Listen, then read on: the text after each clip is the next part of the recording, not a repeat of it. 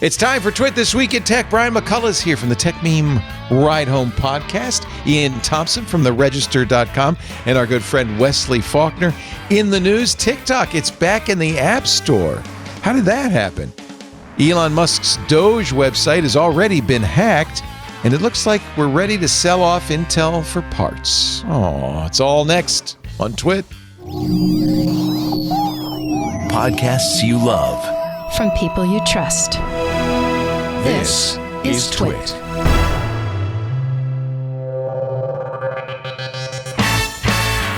This is Twit This Week in Tech, episode 1019, recorded Sunday, February 16th, 2025. Nickel for your thoughts.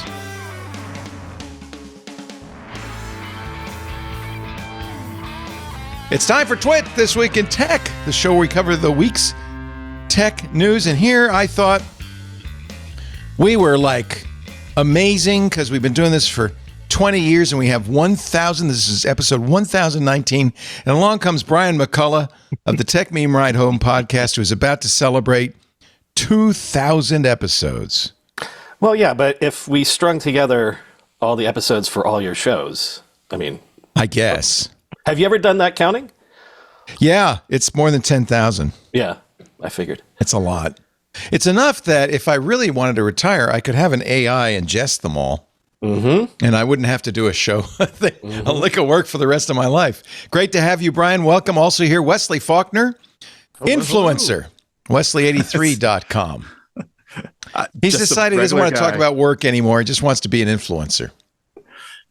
I want to be a person of the people. I just am here representing the regular Joe in technology.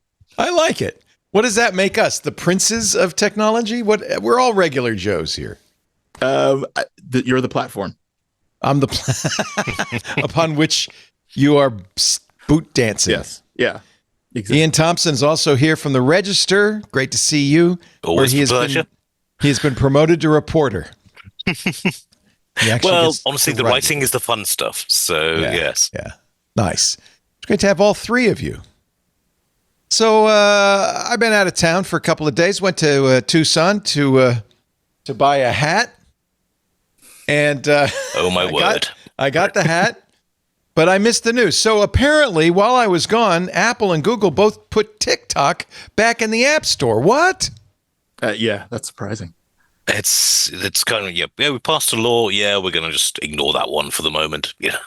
So TikTok never really went away, but you couldn't download it, all because of the law that was not only passed by the U.S. Congress, signed by the president at the time, it was also upheld 9-0 by the U.S. Supreme Court. But then President Trump said, hold on.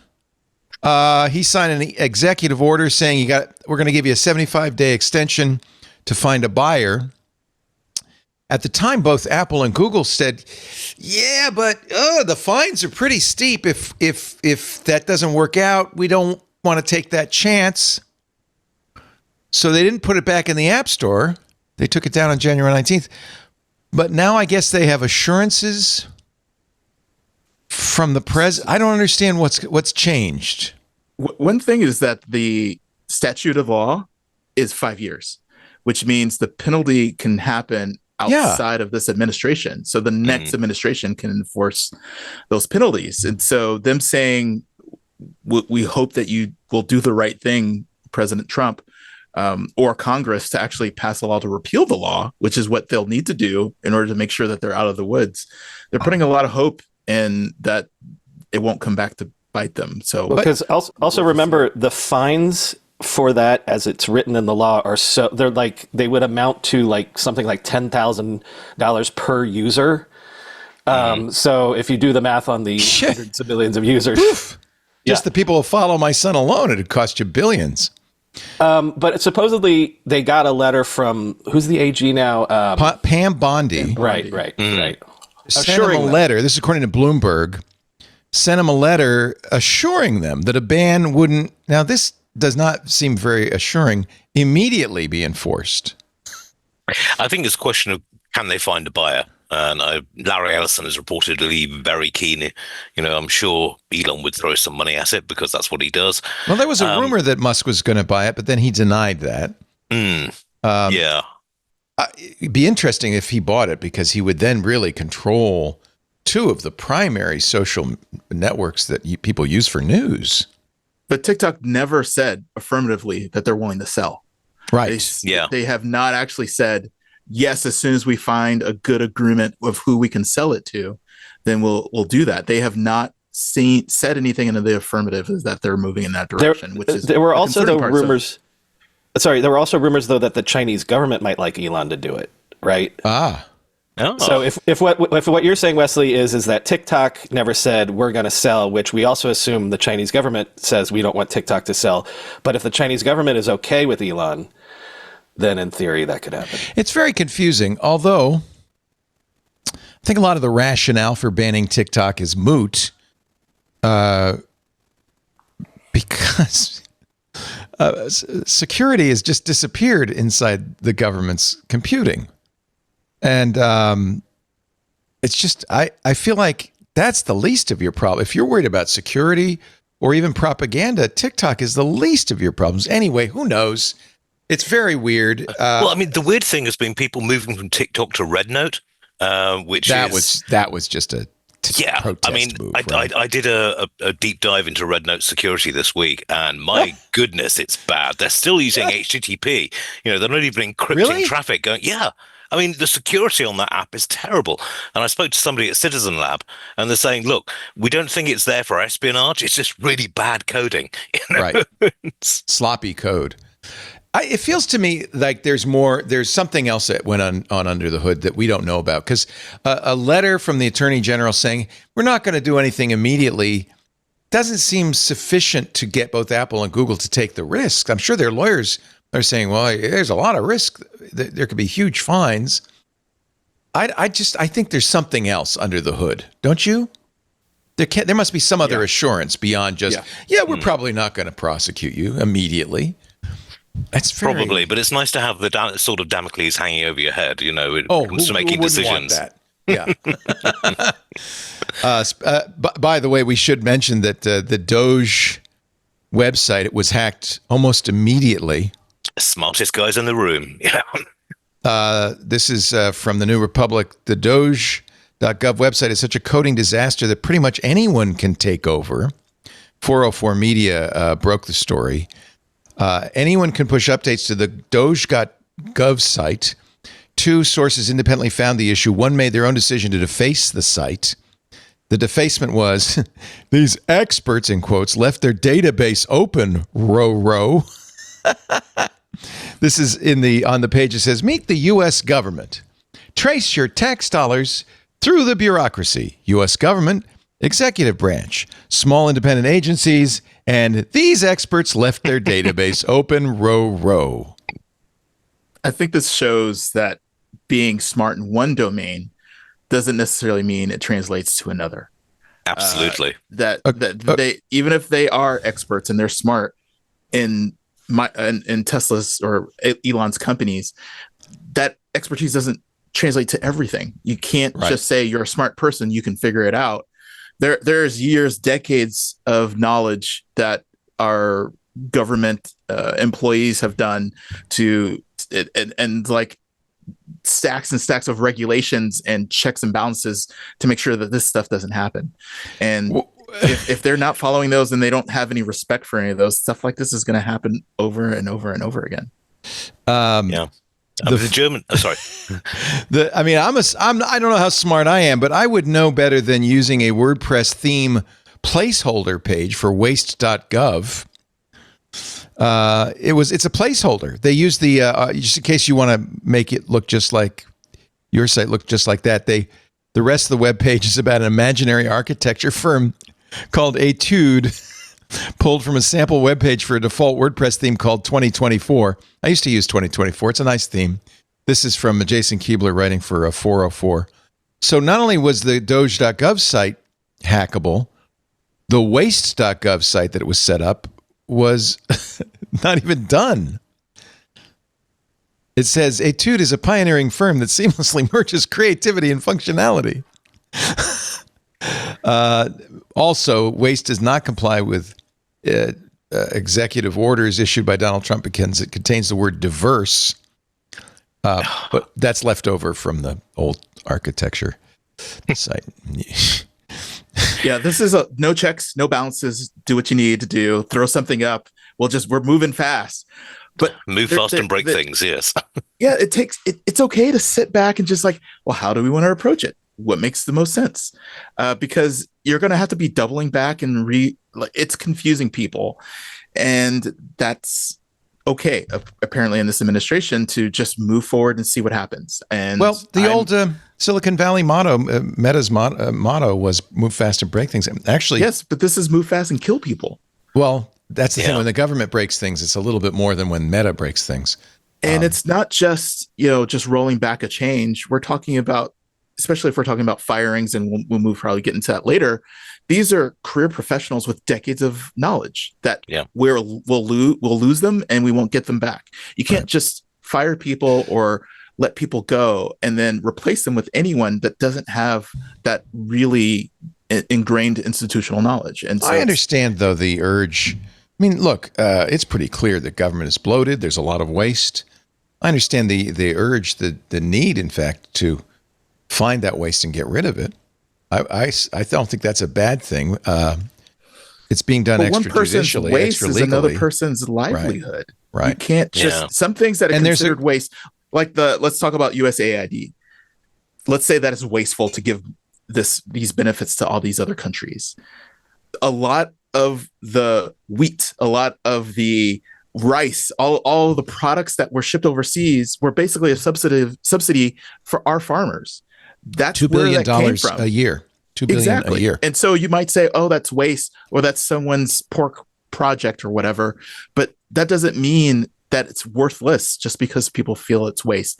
And you have to understand the reasoning behind this. And if you're not doing the work, even like whatever the $50 million for condoms for Gaza or whatever they said, it actually wasn't for Gaza. It turned out it was Gaza, Mozambique. Yes. Mozambique. Yeah. It's all but if you don't ever ask why, right, then you never understand the root of why that decision was made and why it was like. Well, this is what you get. This is what you get with Elon, and this is apparently what he wanted. I have to say, I'm sad because the one agency that is not eviscerated is apparently the IRS. They've just purchased an Nvidia supercomputer. According to The Intercept, the IRS is set to purchase the Nvidia SuperPod AI supercomputer. 31 servers with Blackwell, those very fancy giant Blackwell processors. All of this to enhance the IRS's machine learning capabilities for fraud detection and taxpayer behavior analysis.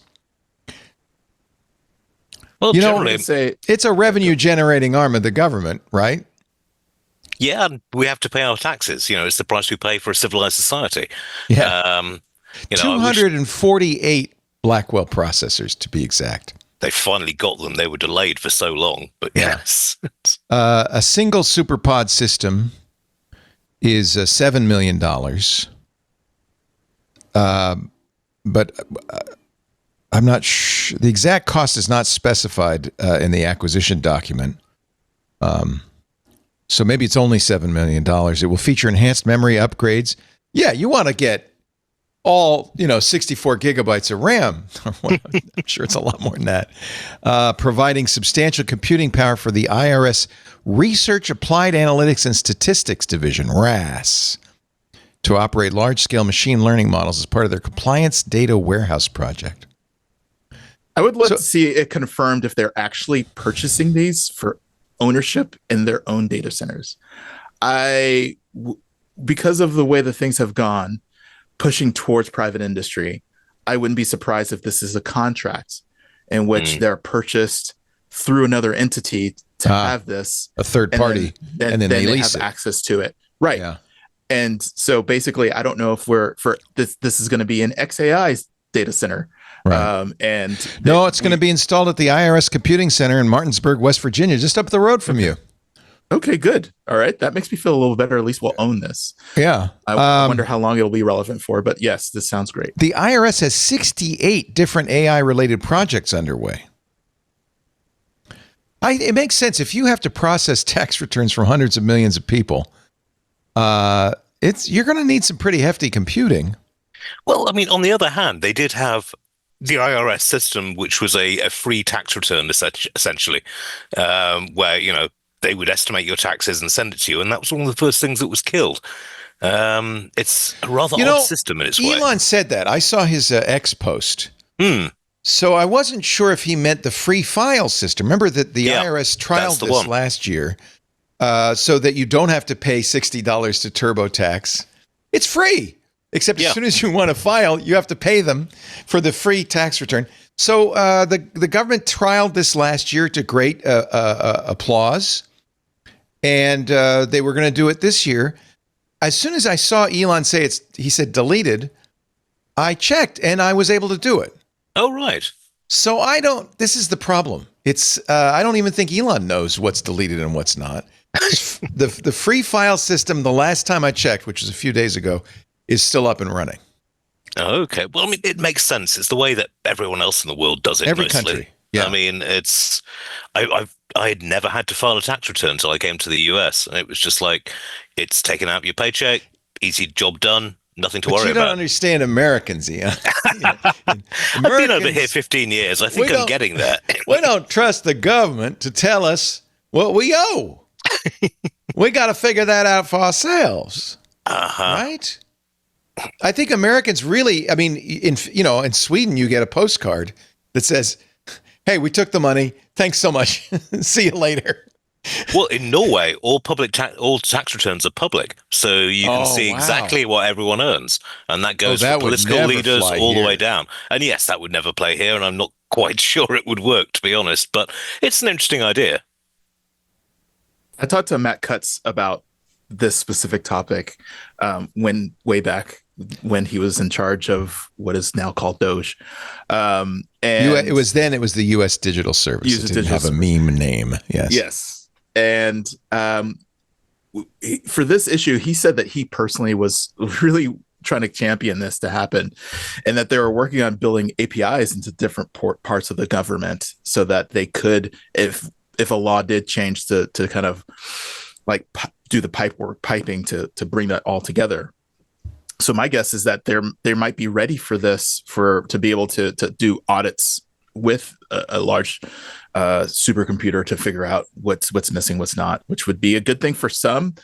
But then there's with the way that this administration selectively applies the law to who they feel is the people that don't agree with them, I would be afraid of it being weaponized in that way. Mm-hmm. Yeah. It's they're talking about we're the smartest people in the room, but having access to that amount of data is distinctly worrying without any controls or background checks. I mean, I'm actually maybe somebody can explain it. Elon tweets like 100, 200 times a day. He is a champion in 2 video games. Sorry. He's running Tesla, SpaceX, The Boring Company, and Neuralink. I'm sure I've left a few out. And he has time to do this. When is this guy? Oh, and let's not forget he has 13 children. When does this guy sleep? Well, it's interesting. I was talking to somebody at SpaceX, and distinctly off the record, and at a sort of a more relaxed situation. But they were saying, honestly, SpaceX works best when Elon's doing other things and he's not sticking his finger in the whole time. It's like, let us get on with the engineering. This is what we do best. Yeah, you go and raise money and the rest of it. Well, even if you take SpaceX, Tesla, it's The Boring Company, and Neuralink away, I couldn't tweet 200 times a day and still get anything done. What is going on? Is this guy? Are there 10 Elon Musks really? Well, I'm sure he has people for it. It's kind of like, it feels like, unless he's got somebody hired to do dad jokes, it feels like it's in his voice, don't you think? Yeah. On the other hand, he is dad to a lot of kids. So, and apparently with an influencer, we've just learned this weekend. Two new kids. We also learned that he's not actually, forgive me for getting vulgar, he's not actually sleeping with these women. So this is another activity Elon's got. I don't even want to go any farther. We're just going to stop now. Let's just not mention turkey basters. He sends out vials of his sperm to people. How romantic. It's romantic. I want if it came with a contract that said I will support you and this child for as long as the child's old. Ooh, bad choice of words. Yeah. Why? What do you mean? Nothing. Bad joke. Let's move forward without acknowledging the words that you use. It's I honestly, must have right over my head there. It must be the hat.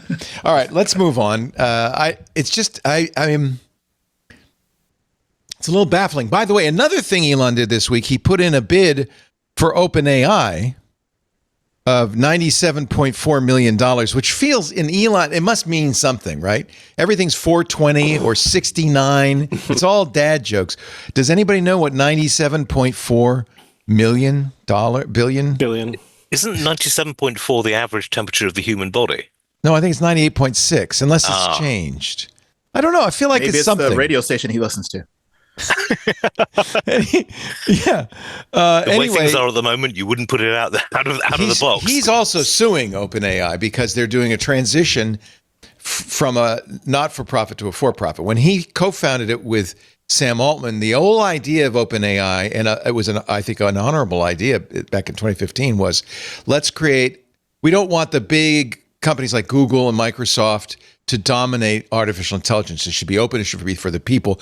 So we're going to make an open research project called OpenAI. Of course, a few years later, Elon, we now know because the emails have been released, threatened and said, I want to take it over. And if you don't let me take it over and run it for profit, I'm going to go after you. And they said no. And Elon was forced out.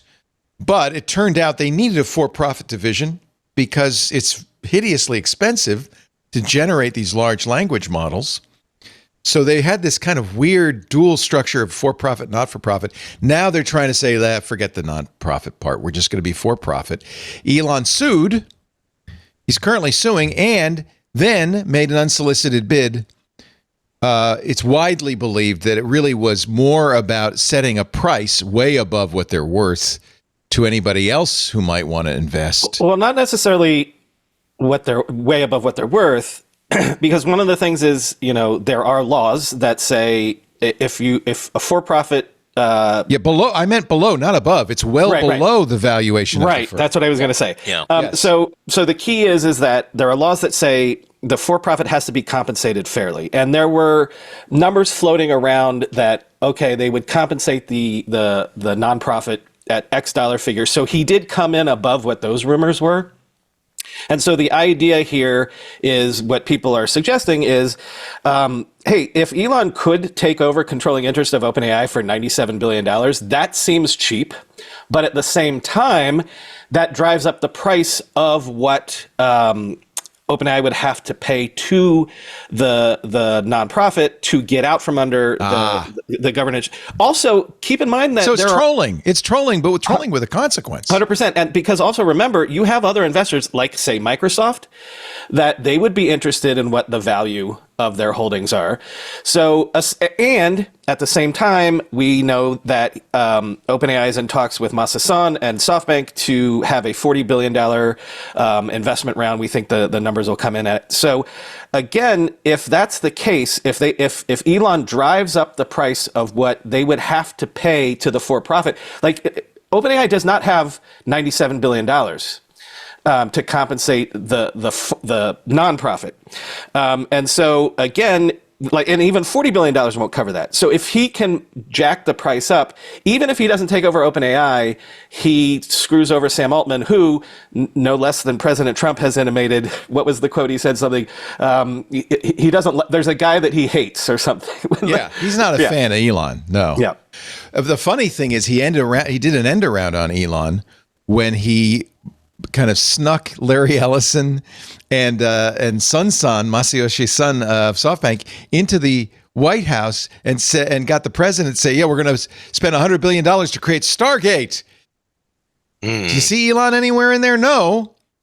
So there's this internecine, almost childish war between these two. I totally jinxed that, by the way. If you look at my Monday show title, it's Sam Altman outmaneuvers Elon Musk. He did. And then the very next day, Elon does this thing. So I said on the show, I was like, oh, sorry, Sam, I jinxed you because, Elon It's a slap fight. Yeah. This is between billionaires.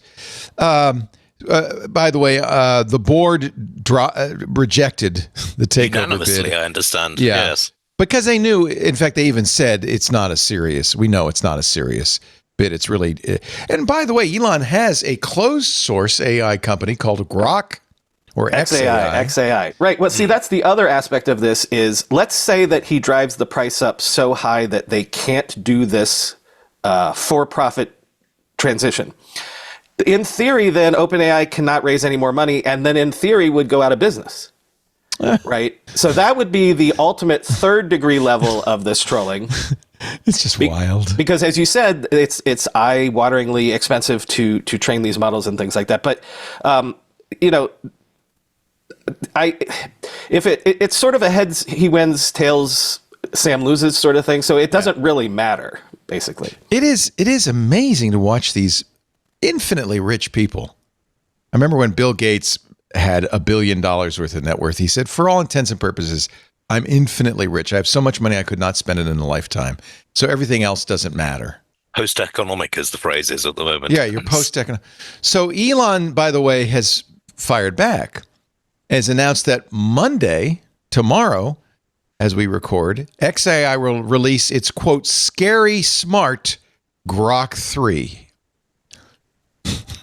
Did you ever think we'd live in a world where there was a government agency named after a meme coin, an AI named Grok that was scary smart? President's Day. And it's on President's Day. Yeah. George Washington must be just, reaching about 45 revolutions per minute in his grave. Yes. It has been a remarkable week. I have to say, Elon bringing his kid into the Oval Office was quite something. I don't think Donald is a big fan of children, except in the abstract. It's pretty clear.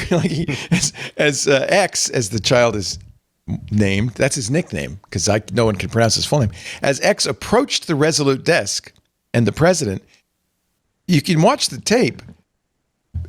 President Trump's like offending him off. He's like getting, and then the kid, who was 3 years old, so doesn't know any better, picks his nose, wipes it on the desk, yes, and tells the president, "Shut up." You know what's sad about that? I was talking before the show with Wesley, who is also a parent. Is that he says this 3-year-old says "shut up" because he's told that all the time, right? That's like his vocabulary. It's actually very sad. Yes, it was just a weird. See, I feel like we're living in maybe Elon's right. It's a simulation, and something's gone wrong with the software because it's just weird what's going on. SimCity with a disaster menu turned up to max. Yes. Yeah. I thought actually Elon was fairly coherent and logical in that talk. He made some sense. Some of the stuff he said was made up, I think, but I'm not against the idea of cutting government waste. There's clearly a lot of it. It's just that we can't trust him. And he can't. And he even said there that you can't trust him. Yeah. And so he needs to bring actual receipts instead of a website that he curates and he is able to say, like, put his own spin on it with no checks and oversights. There's no accountability, which means he controls the narrative, and that is not how we are supposed to run. He could be 100% right, and I hope that he is, for all of our sakes. But but we already know that he himself says that he's not, and nor can we. There's no change log. There's no commit log to look to see exactly what he's done. You can't retract it. Maybe you could. I don't know. I hope they're taking notes.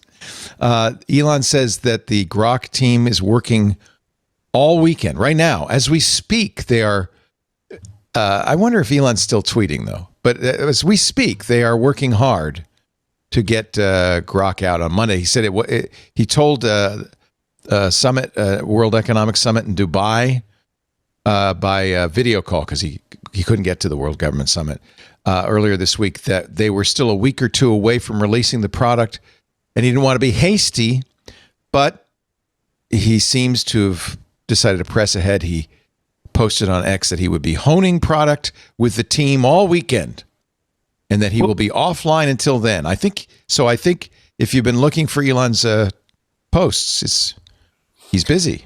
Well, remember they spun up, I think it's the largest supercluster or one of the largest superclusters in existence, and they did it in like record time. Right. So I think it was to train this model, but yeah. You know what? Maybe when he said I'll be offline, he meant just mostly offline, because he did just post an hour ago. I see here, and then before that, it's been a few hours, and retweeting doesn't count. Interesting that Andrew Tate comes up in the suggested things for Elon Musk these days. Yeah, they keep trying to get me to follow Andrew Tate. Tucker Carlson, and I just chinless wonder. That beard is fooling nobody. Yeah. In the style, this is Elon's post. In the style of Eeyore's ring verse, introducing the origin of rings, assign engineers to work on an advanced LLM with search. The verse of the engineers. Oh, I'm not going to read this. 3 minds for the search kings, keen and precise. Under the cloud where vast data lies. 7 for the agents with choice to devise. In halls of code where their logic flies. 9 for the memory weavers. I'm sorry, that's sacrilege. I'm not going to go on. Well, hey, by the way, you were asking if maybe he has people tweet for him, but have we not considered the idea that he's trained an AI? Maybe Grok's tweeting for him. That's what I'm saying. That's a possibility. I mean, it's it would explain an awful lot as well, because we don't like to say that AI is wrong. We call it hallucinating, which is just a way of saying it's screwed up. So, it's possible. I wouldn't put it past him, put it that way. Yeah, maybe that's the solution. We know he's actually using other people to play his video games. Oh, that was just, everyone does it. No, amazingly enough, a lot of people don't. Everybody does. I share my account with 20 people in China. Doesn't everybody? Sure. Let's take a break. We come back. We actually have some other news, big news. Will Intel be sold off for parts? It looks like that might be coming. Brian McCullough is here from the Tech Meme Ride Home podcast. Wonderful to have you. You're still a little pink, my friend. I'll work on that during the ad break. Yeah. I don't know if that's your natural color. Wesley Faulkner is also here. Great to see you, Wesley. Wesley83.com is the website. And Ian Thompson. Actually, Wesley, we might have reported for the Register. We might have just lost Wesley. He was Wesley warning us. He lives in northern Virginia, internet. and there's some severe windstorms going on right now. Ooh, nasty. Oh, that's the stuff that just went through Kentucky, right? Right. So he was a little concerned that he might get blown away. Stay tuned. Stay tuned. Our show today, we're very pleased to say, brought to you by Shopify. When you think about businesses, I love Shopify, because without Shopify, my son would still be getting an allowance from me. Let's put it that way. When you think about businesses whose sales are rocketing, we're talking Allbirds, Untuckit, salthank.com. You think about an innovative product, a progressive brand, and button-down marketing. But often, the overlooked secret is actually the businesses behind the business making, selling, and for shoppers buying simple. For millions of businesses, that business is Shopify.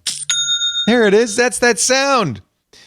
When Henry said, he was a TikTok influencer, Instagram influencer, millions of followers, making those sandwiches. He said, I want to, sell salt, because his Salt Hank is his brand. And he set up a site to use Shopify, made it easy for him to sell the salt. Now he's selling pickles. Nobody does sales better than Shopify, home of the #1 checkout on the planet. And I can tell you, Henry loves them. The not-so-secret secret, ShopPay. ShopPay boosts conversions up to 50%. That means way fewer carts going abandoned, way more sales being made. Oh, I love that sound. So if you're into growing your business, your commerce platform better be ready to sell wherever your customers are, scrolling or strolling, on the web, in your store. He's opening a restaurant in New York City. You better believe Shopify will be there in their feed and everywhere in between. Businesses that sell more sell on Shopify. You don't have to convince me. I've watched it happen. Upgrade your business. Get the same checkout that Salt Hank uses, that Allbirds uses. Sign up for your $1 a month trial period. Shopify.com/twit. That's all lowercase. Shopify.com/twit. To upgrade your selling today. Shopify.com/twit. Oh, another sale. Thank you, Shopify, for supporting This Week in Tech. So you were saying something, Benito? Did we lose Wesley? Oh, No, there he back. is. We just got him back. Yep. Winds are howling in Nova. Are you okay? Yeah, hopefully it will not. We won't lose it again. So it's okay. been kind of all over the place with. I lost it for a day and a half last week. Wow. And so it's been hit and miss. That's a bummer. When you lose your internet for a day and a half. Who's the provider? We use Cox internet, but there are so many trees here, and we are in the mountains as well, and so the terrain is not good. There are a lot of trees that can fall on lines, and since it's the incline, it makes it hard to get service.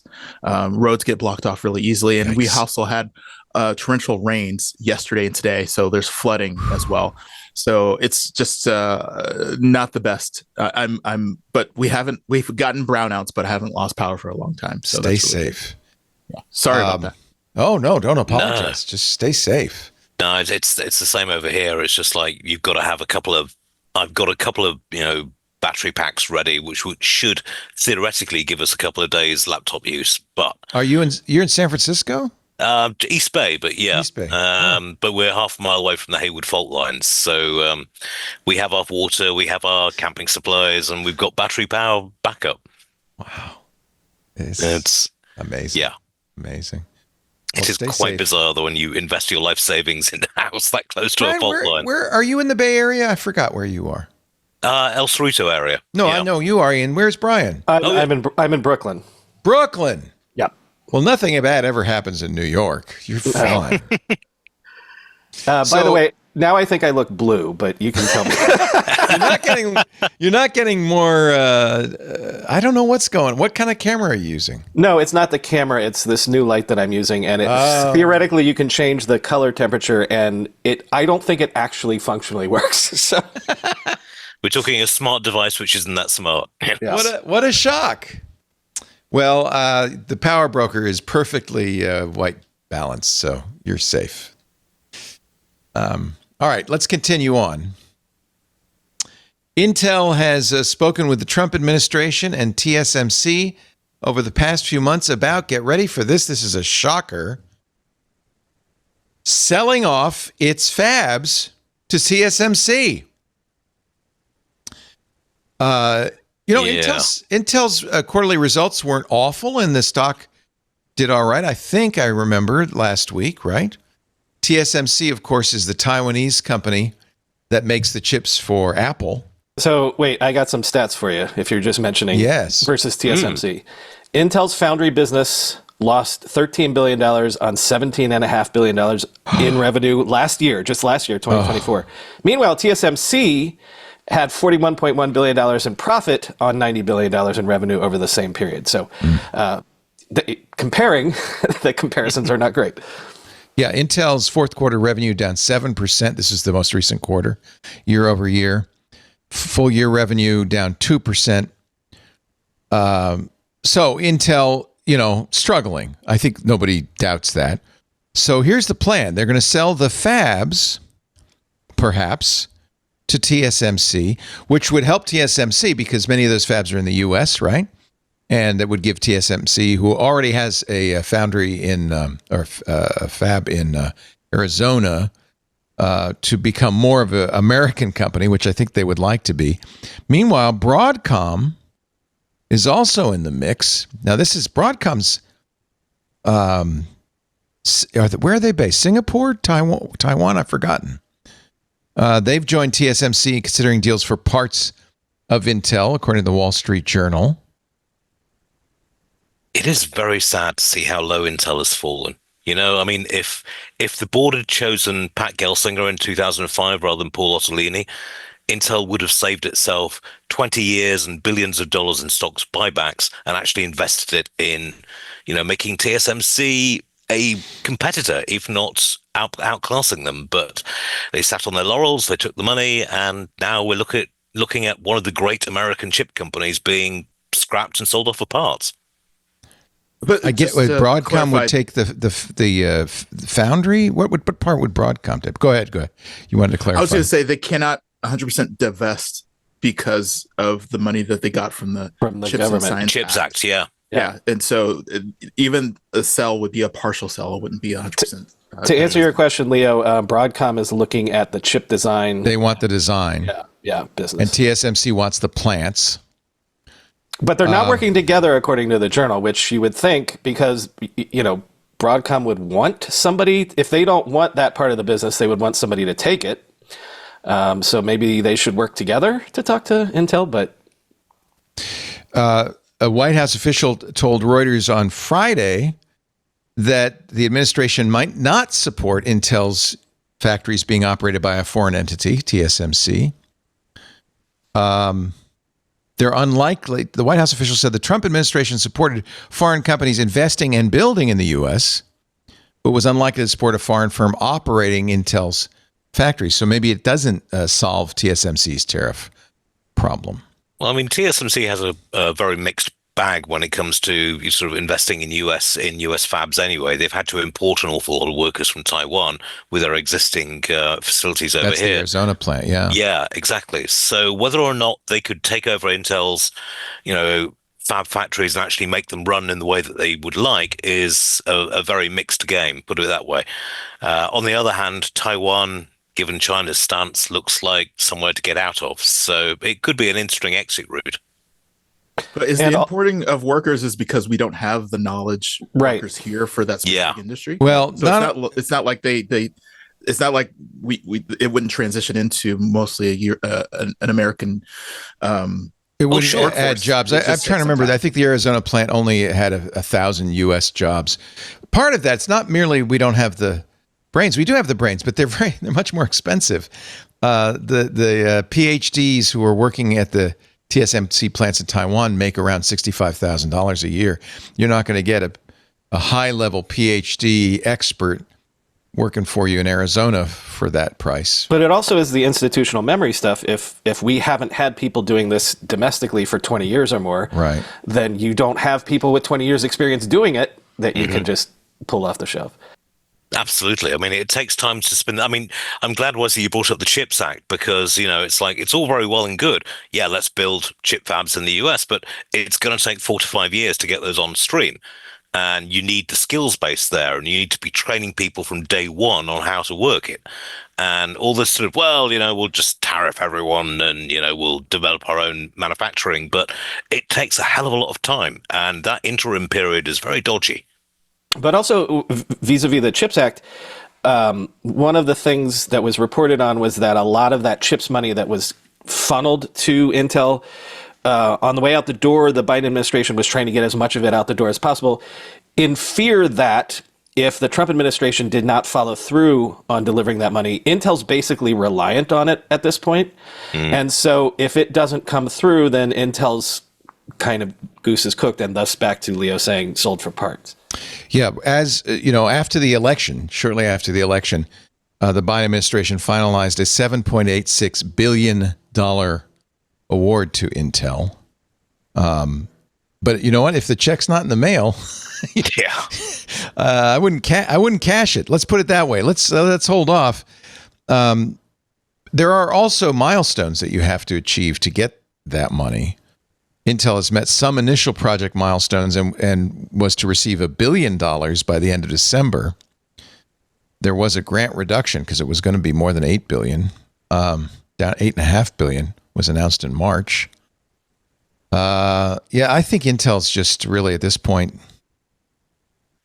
These are early conversations, according to the Wall Street Journal, that they haven't gone too far. Broadcom, TSMC weigh possible Intel deals that would split storied chip maker.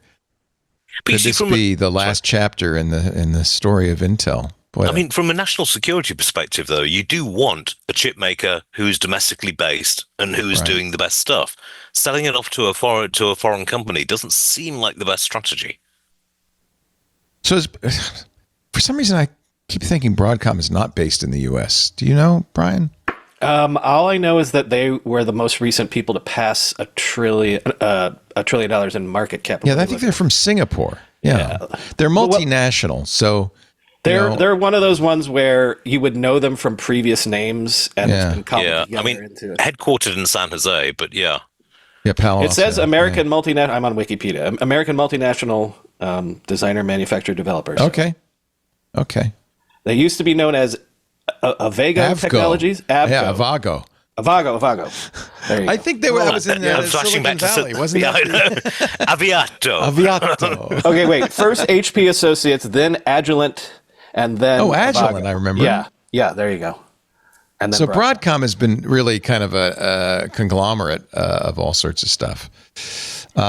It's interesting because AI has just been such a boon for Nvidia. It feels like Intel. You're right. Intel kind of had they started making better GPUs 10 years ago, they might be the ones in this position now. ARM, which has been up to now a completely a fabless company, a design firm, has said we're going to start making our own CPUs in house. No, because I've read through this and we've been discussing it in-house. I mean, it seems like they're going to still be using TSMC to actually make the chips themselves. They're not building their own fabs. Yes. Oh. So, yeah. But the point is that they've always been the Switzerland. Right. They sell the design to Apple or Qualcomm or so I'm flashing back to Nazi gold, but yeah.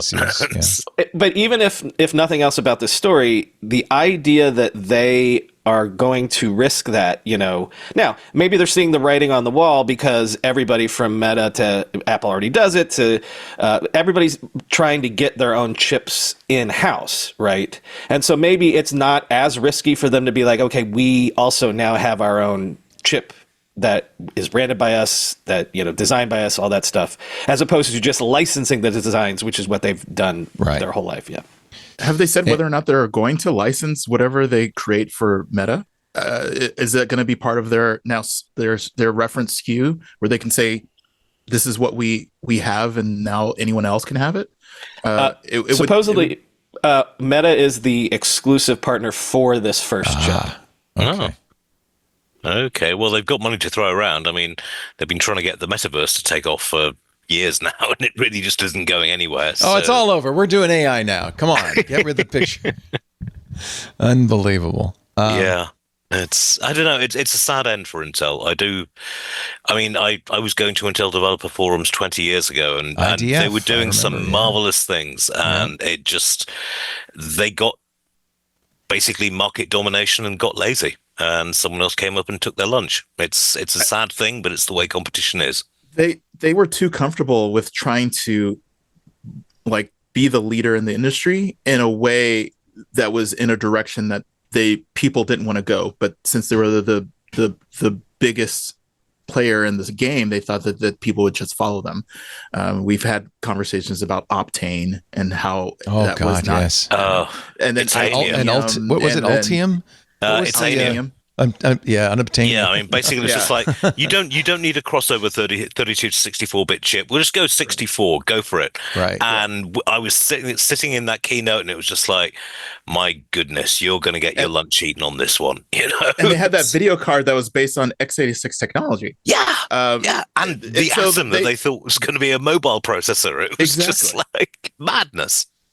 It's just they sunk too much money into these things that they're like, well, this is going to benefit us the most, and so that's why we're going to do it.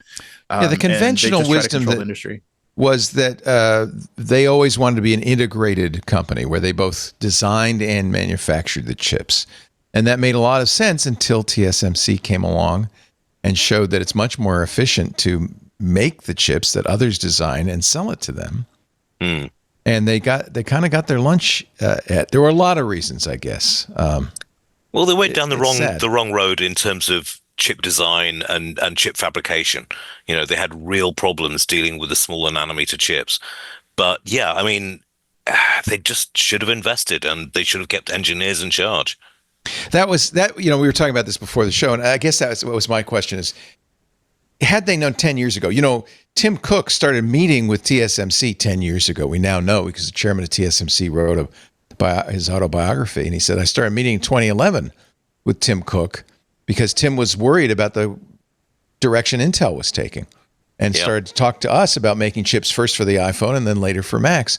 It's as long as 2011. But I wonder if Intel knew that, had that information, could they have done anything differently? They were kind of caught up in the innovator's dilemma, right? To take at that time, highly successful, highly profitable business and completely change it is very difficult. It's hard to convince the stakeholders, oh no, 10 years down the road, this is going to be a problem. We got to change now. That's not what happens. To miss two of the most historic, secular shifts, mobile and the GPUs. Yeah, they did, didn't they? And they missed GPUs even before AI because GPUs got hot because of crypto, and before that, gaming. They could have known, right? Nvidia made gaming GPUs. They could have known at the time. I remember seeing that Intel's GPUs were used in cars, they were used in gaming, they were used in crypto, and they were used in AI. And I thought, this is a company that has irons in every important fire of the 21st century. And as a result, this should be a good company. Whereas Intel just couldn't do it. No, I mean, they tried buying in GPU talent and didn't particularly work. It was just, they were locked into the x86 platform, and it infected everything else. And yeah, it was great for a while in data centers.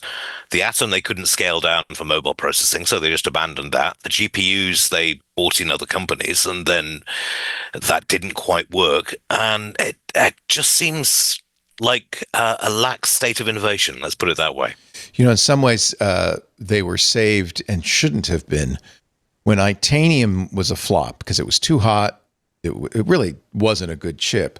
They were lucky because it was huge. They had a little skunkworks in Israel that was designing an x86 chip, which ended up being the core chip.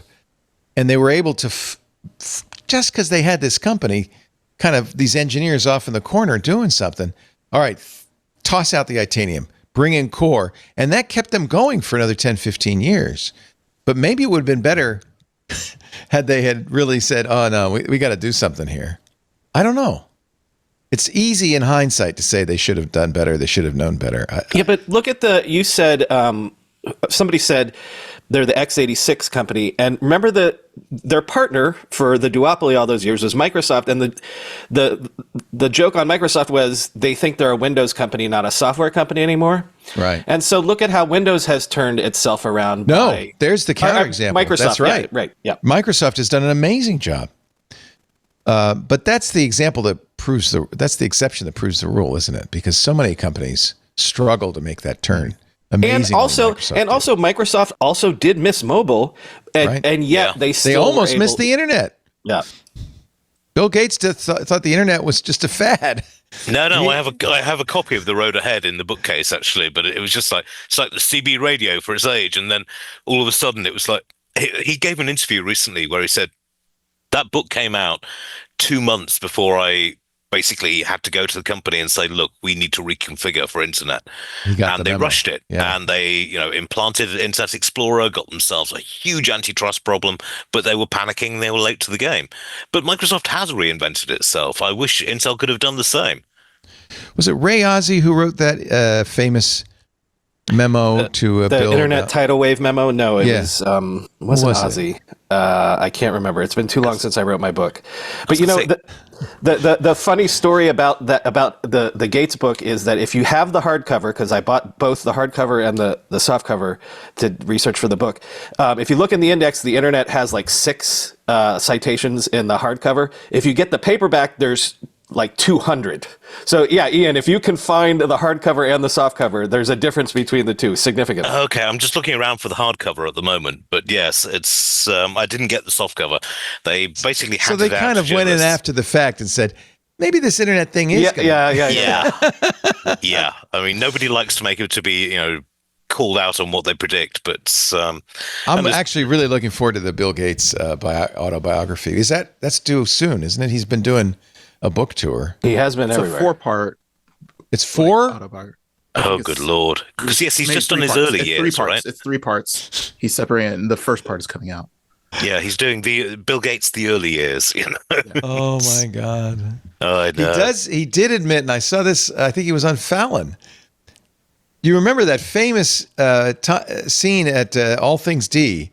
You got Walt Mossberg and Kara Swisher sitting in those red chairs, and what a coup! They got both Steve Jobs and Bill Gates on stage to talk these historic rivals. And Steve says, "Yeah, Microsoft never had any taste." He said, "I don't trust anybody who didn't take acid. They should have taken acid." Bill Gates is on Fallon. He says, "I couldn't say anything at the time because I was the CEO of the company, but I took acid. I've taken acid." Oh, he was wild back in the day. I mean, yes. I took acid. It didn't help, I guess. There's that famous mug shot because he used to drive. He had so many speeding tickets that yeah. He also bought one of the, I think it was the Porsche 959. Imported it and then couldn't drive it for 10 years because it wasn't street legal.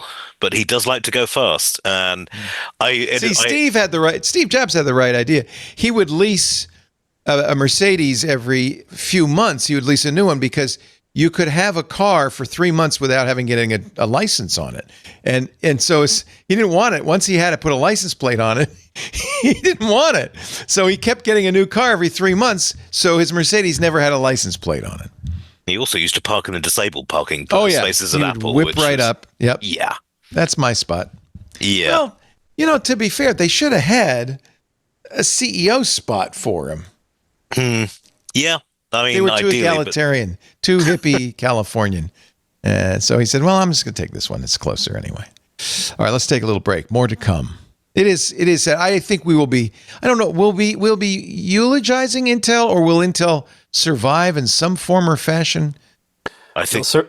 I was going to say they'll survive in the same way that HP has survived in different names and forms and pieces. Yeah. I mean, that's a very good way of putting it. Yeah. GE is basically been split into parts. General Electric.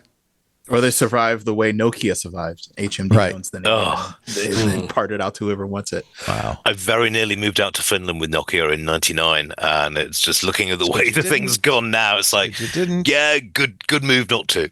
Although one of our regular chatters still works for Nokia, and he says it's a good job. So I'm not gonna.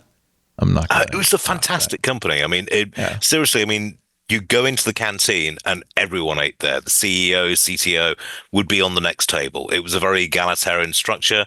Their engineers were great. Their management, however, just missed the boat. One of those things. I hope we're not. I hope we don't have to do the Intel eulogy at any point. But usually these companies just fade away, right? They don't die. They just fade away like General McCarthy. I'm just going to say, generally, as a person that used to work for AMD, Intel was a big bully. And, and I believe they would not be in this mess if they didn't do the shenanigans that they pulled and really try to compete on their own merits. And that's my personal opinion. I'm not speaking. So Leo, if you have to do a eulogy, you got to get Wesley on to give the rebuttal. I'm glad. Yeah, I'm glad they're gone. Glad I tells you. Well, I mean, they did bully suppliers when it came to Opteron, which was a clearly better chip, and it was just like, Microsoft was the worst bully of all, right? Well, the Wintel Alliance. Google is in trouble now because they bully people over Android. I mean, this is how you become a success. This is the story of big tech. They're all bullies. Yeah, well, it's like you don't want free market competition because monopoly is an awful lot more profitable. Oh, so good, isn't it? So good. Let's take a break. We're going to come back with more. Ian Thompson, so nice to see you. I hope you're all doing well and keeping the lights on there in beautiful East Bay, California. The reporter at theregister.com. Also, Wesley Faulkner in Nova. Is it Nova? Are you in Nova? I'm in Roanoke. Is that Nova part of, is north of Virginia? North of Roanoke. Yeah, you're the original. That's where the original America was born, in Roanoke. This is the second Roanoke. The first Roanoke is the lost colony of Roanoke. We don't even know where it is. We have also, no idea. That's the St. American Augustine Horror Story did a erasure. thing about it. What's St. Augustine erasure? St. Augustine was the first in the continental United States. It was the first settlement. I'm pretty sure. Yeah. Oh, I thought the Roanoke colony was. I think St. Augustine was like 1510 or 20 or something like that, and Roanoke was like early 1608. 1585. It says. Okay. And then where's Roanoke? So if I'm wrong, correct me now. The lost colony. Yeah, England said, take your square-toed shoes and bugger off to the colonies. I was told there would not be history on this. You live in Wesley, Roanoke, dude. no. It's just. Wesley, you're right. Almost about the same time, 1585. So, you know, 6 of one, half dozen of the other. Wow. Yeah, I'm sure the Native Americans had something to say about that, but yes. And also our historian. He is the internet historian, Brian McCullough from the Tech Meme Ride Home podcast. That book he's talking about, A History of the Internet, right? How the internet happened. It's up there somewhere, yeah. There's been talk, but I have no current plans to do that. You know. I think somebody's got to write a book about AI, but you got to be taking notes because it's moving very, very fast. Very fast. There are a couple of those in the works. I forget who the writers are that are doing that, but yeah. Books maybe aren't timely enough to really reflect what's going on. Well, I was talking to someone who does security training, and they're like, if it's in a book, it's out of date. It's too late. It's too late. Yeah. I know, because I have 13 of them that I wrote that are so completely useless on my bookshelf. Wesley Faulkner is also here, Wesley83.com. I tried to plug you, and you had disappeared, so now I'm going to give you the plug. Oh, thank you. Our episode this week pulled the plug. Somebody pulled the plug. Was it Cox or was it your electricity? It was Cox. Yeah. Oh, well, yeah. This internet is hard. I'm tempted to make an off-color joke here, but still. No. Something about pulling out or letting things down. Actually, to be fair to Elon, we're Comcast here, but I have a Starlink right above me, a satellite dish, just in case for failover. That's and it's been useful several times during shows. Our show this week brought to you by Oracle. There's a name you ought to know, right? Even if you think it's a little bit overhyped, AI is suddenly everywhere. From self-driving cars to molecular medicine, even business efficiency. If it's not in your industry yet, it's coming fast. But AI takes a lot of speed, a lot of computing power. So how do you compete without costs spiraling out of control? It's time to upgrade to the next generation of the cloud, Oracle Cloud Infrastructure, OCI. OCI is a blazing fast, secure platform for your infrastructure, your database, application development, of course, all your AI and machine learning workloads as well. OCI costs 50% less for compute, 80% less for networking. So you're saving a pile of money. Thousands of businesses have already upgraded to OCI, including Vodafone, Thomson Reuters, and Suno AI. Right now, Oracle is offering to cut your current cloud bill in half if you move to OCI. For new U.S. customers with minimum financial commitment, offer ends March 31st. See if your company qualifies for this special offer at oracle.com/twit. That's oracle.com/twit. We thank them so much for supporting This Week in Tech. And when you go to that address, you're supporting us too, because then it lets them know you saw it here. Oracle.com/twit. This is a big deal. And actually, I thank you, Brian, for bringing it to my attention. Thomson Reuters, we just mentioned them, has now won the first major AI copyright case in the U.S. And honestly, I didn't think they would win this one. I didn't think anybody. The New York Times is suing. Publishers are suing. In 2020, Thomson Reuters, which is a big media conglomerate, filed an AI copyright lawsuit against Ross Intelligence, which is a legal AI company. In the complaint, they claimed that Ross reproduced materials from Thomson Reuters' legal research firm Westlaw. If you're an attorney, you know those names. A judge ruled this week in Thomson Reuters' favor, finding that the company's copyright was indeed infringed by Ross. The judge, Stefanos Bibas, U.S. Circuit Court judge, wrote, "None of Ross's possible defenses holds water. I reject them all." Can I give you some important context here? Yes. This was not an LLM. This technology in question that they were sued over was prior to this current generation of AI. But what's key here is it was the fair use part of it that the judge did not like. So even though this is not striking down LLMs or the current types of models that people use, it is about how you train. And the judge is essentially saying you just hoovered up their stuff, and that's not fair use. Interesting. And then sold as commercial products, yes.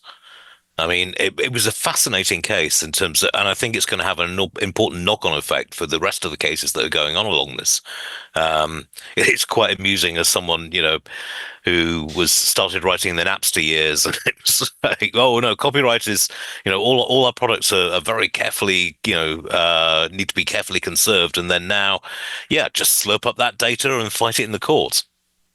Well, and also, like what they did is they rewrote, they ingested all of the data, and then there were specific things that Westlaw used and then had recategorized and had headnotes and summaries and things like that. And so essentially what the argument was is that, well, you just regurgitated that verbatim. And so again, this is what I'm saying. Number one, it probably is not a good thing for the current wave of AI startups, because if it's saying that ingesting is not fair use, that's bad. But it is important to note that what they're specifically saying is you were purely plagiarizing. You were regurgitating word for word stuff that we did. So that is not how current LLMs work. And I think that's the defense of LLMs. LLMs read it in kind of the same way we would read it. I might be able to quote verbatim a word or two from a book I've read, but I don't keep a copy of that book in my head, nor do LLMs. They tokenize it, and they give weights to the tokens, but the actual text does not survive in the LLM. So it isn't. There is something called the right to read. It's in fact, if Kathy Gellis, our attorney, were here, she would be arguing very much in the favor of the right to read. You and I have the right to read a book that's copyrighted material. It's owned by somebody. You go to the library to read it. You could buy it. You could even go to a bookstore, read it, and put it back on the shelf. You don't have to give the company money to read it, but you have the right to read it. You don't have the right necessarily, and this was a Google case, to Xerox it and then sell it. But you have the right to ingest it. And then if somebody asks you to give them your understanding of what you just read, that's what an LLM is. Much more analogous to what an LLM is. I couldn't remember the term. It's non-generative AI. Okay, yeah. So that's the key term that I couldn't bring to my head. Yeah, it's so they're out of business. By the way, AI. Ross went out of business 3 years ago, citing the cost of this litigation. So they're gone. Yeah, so this is really an old style kind of AI. I don't even know if you would call it AI in the age So the of question LLMs. is, does this mean that it's not fair use to ingest, or does it really not settle it yet? Because if it's generative, then you are regurgitating it in a different way. And even not regurgitating it, that's not the right word. The output is not the same as the output from this case, which was basically word for word, line for line identical. I think the difference is that LLMs today, generative LLMs, bring in a lot of different sources. But if you're training on one source, then whatever you're regurgitating is going to be based on that same source. It's not going to be a transformer at all. Interesting. So if they only looked at Westlaw and only got the opinion of Westlaw and only talked like Westlaw because they only trained on Westlaw, then that's basically just even if you remix it, you're still using the it's all distilled from that information. If you were only, let's say, looking at movie reviews from one person and looked at their whole entire history and just say, what do you think about this movie? And it only shared the same opinion of that one person every single time, you're always hitting their work that they created, then that's not generative. That's not unique. That's only maybe the words might be different orders, but you're saying the same sentiment. I still think you'd have the right to, a lot of different information. I feel like you'd have the right to do that. If you read Roger Ebert's review of a movie, and then somebody asked you about that movie, and you said, "Well, I don't like it because," and paraphrased Roger Ebert, I don't think he would have he's passed away, but I don't think. But if you a critic would have a case against you, if you only had your opinion based on Robert Ebert's. And maybe you sold, and then you sold that opinion, and you only did that, and said that these were the things that they did wrong and things that they did in terms of the movie and the creation that they did right, which is very opinionated, right? Someone else has a different flavor of what's important to them, right? And you always had these are the bad points, and it really like one-to-one matched the history, and that's not generative at all. It doesn't diverge at all. Yeah, of course, courts are, for instance, the New York Times has sued OpenAI, and that's the crux of their case, is that they were able to, with going a lot of effort, persuade OpenAI to regurgitate paragraphs of verbatim text from the New York Times. And it's their contention that's not fair use because it undermines the New York Times' ability to monetize, because you wouldn't have to buy the Times to read the Times. That is a very flimsy case, and I hope the courts will see through that. But that's different than this, in other words. By the way, I really want to recommend, while I was on my 3-day vacation, spent 3.5 hours watching a video from a YouTube video from a data scientist named Andrej Karpathy. He was one of the founders of OpenAI, that literally in 3.5 hours explains how these AIs work. And I learned a lot that I didn't know before, including the fact that AIs don't store text. So, which explains, remember the people were laughing at OpenAI, at ChatGPT, because you would ask it, how many R's in the word strawberry? And it would say 2 or 5, or it would get it wrong. He explains it. He says, well, that's because it doesn't store the word strawberry. It tokenizes everything and then assigns probabilities to succeeding tokens. That's basically how an LLM works. It's worth watching. I highly recommend it. I know it's a long video, but I really got a lot out of it. He explains it very clearly, very knowledgeably. And it convinced me that an AI is not stealing any more than you're stealing when you read something. It's working from its memory of the stuff it read. Now, it did ingest the entire internet. Well, there's two things about that. Like, if you memorized all of Shakespeare and you just, from rote memory said all of Shakespeare. Now, Shakespeare's not under copyright anymore, so that's not a good example. But, any movie or anybody's book, if you memorized line by line, word by word, and you regurgitated it, like, that's clearly copyright infringement.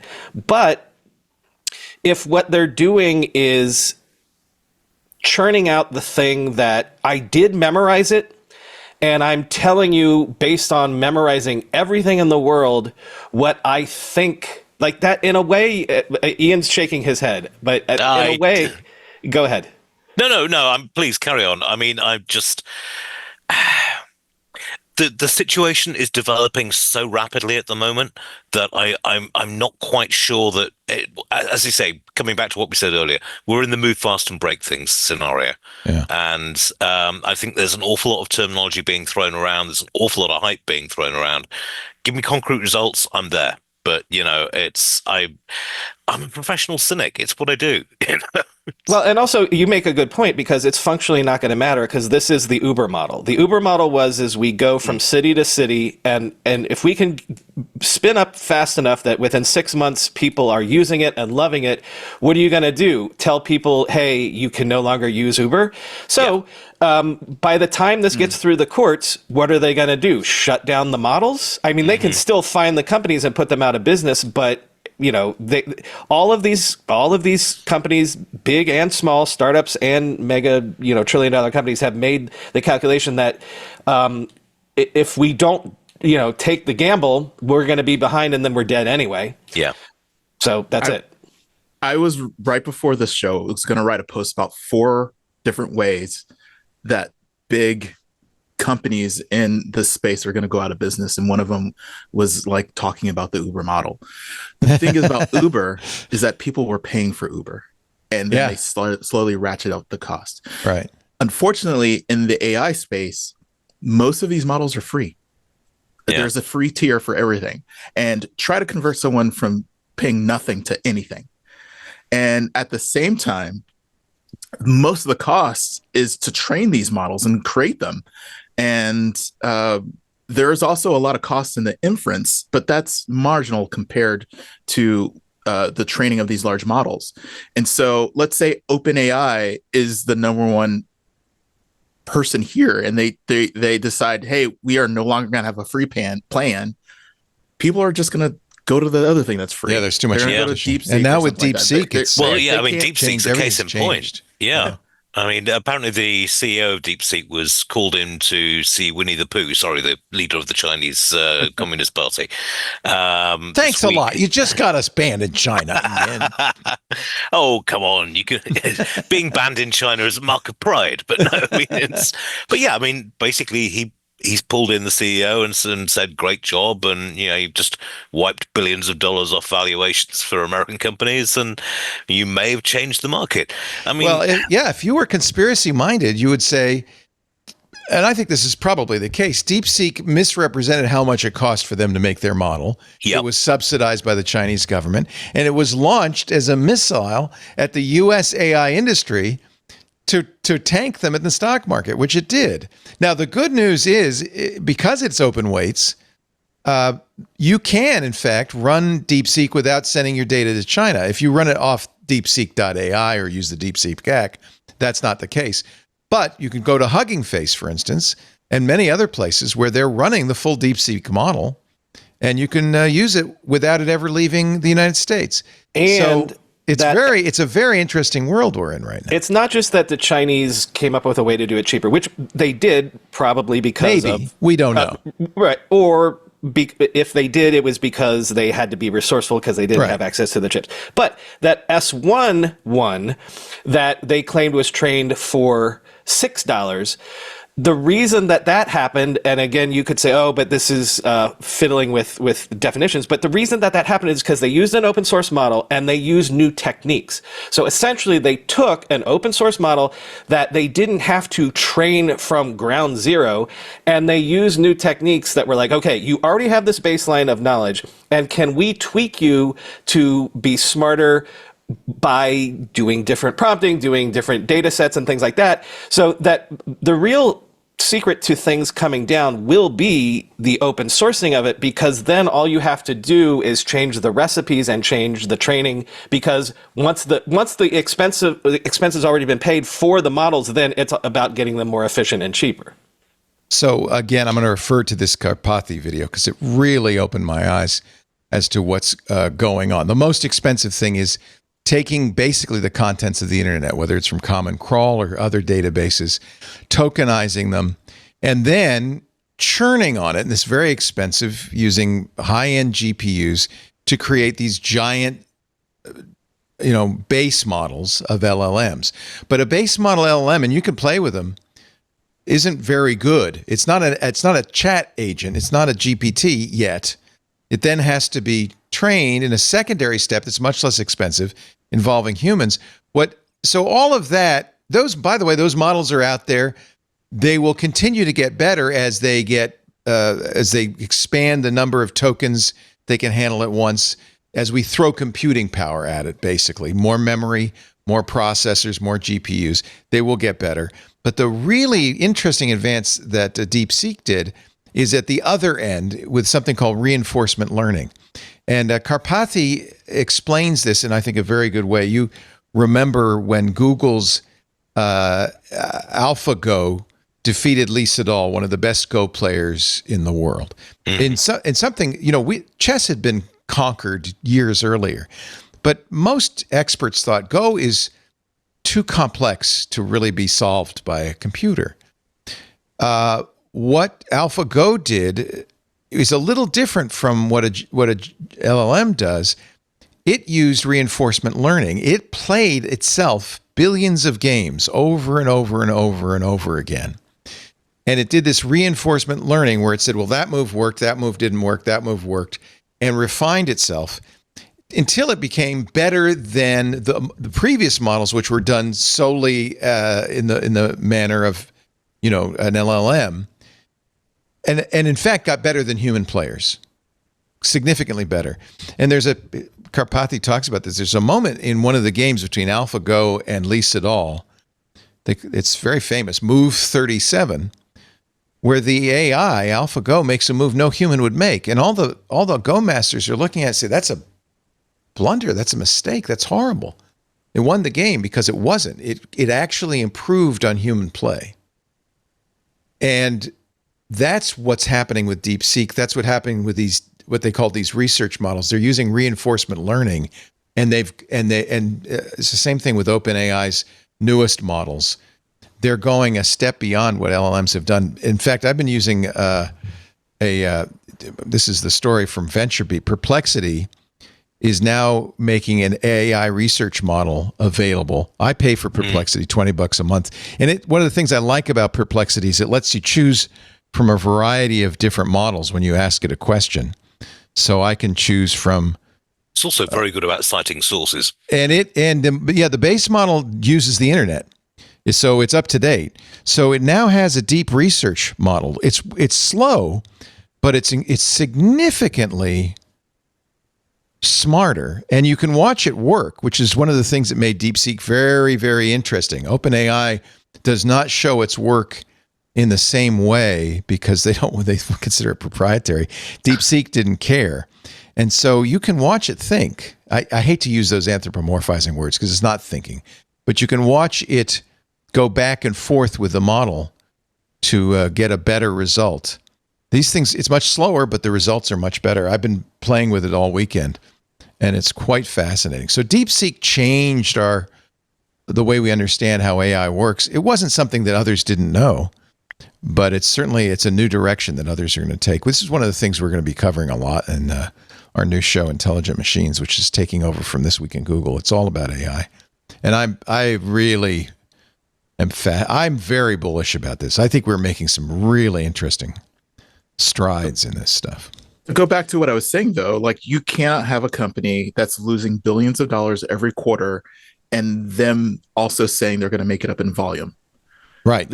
Like Uber. Right. Yeah. Yeah. They're going to go out of business.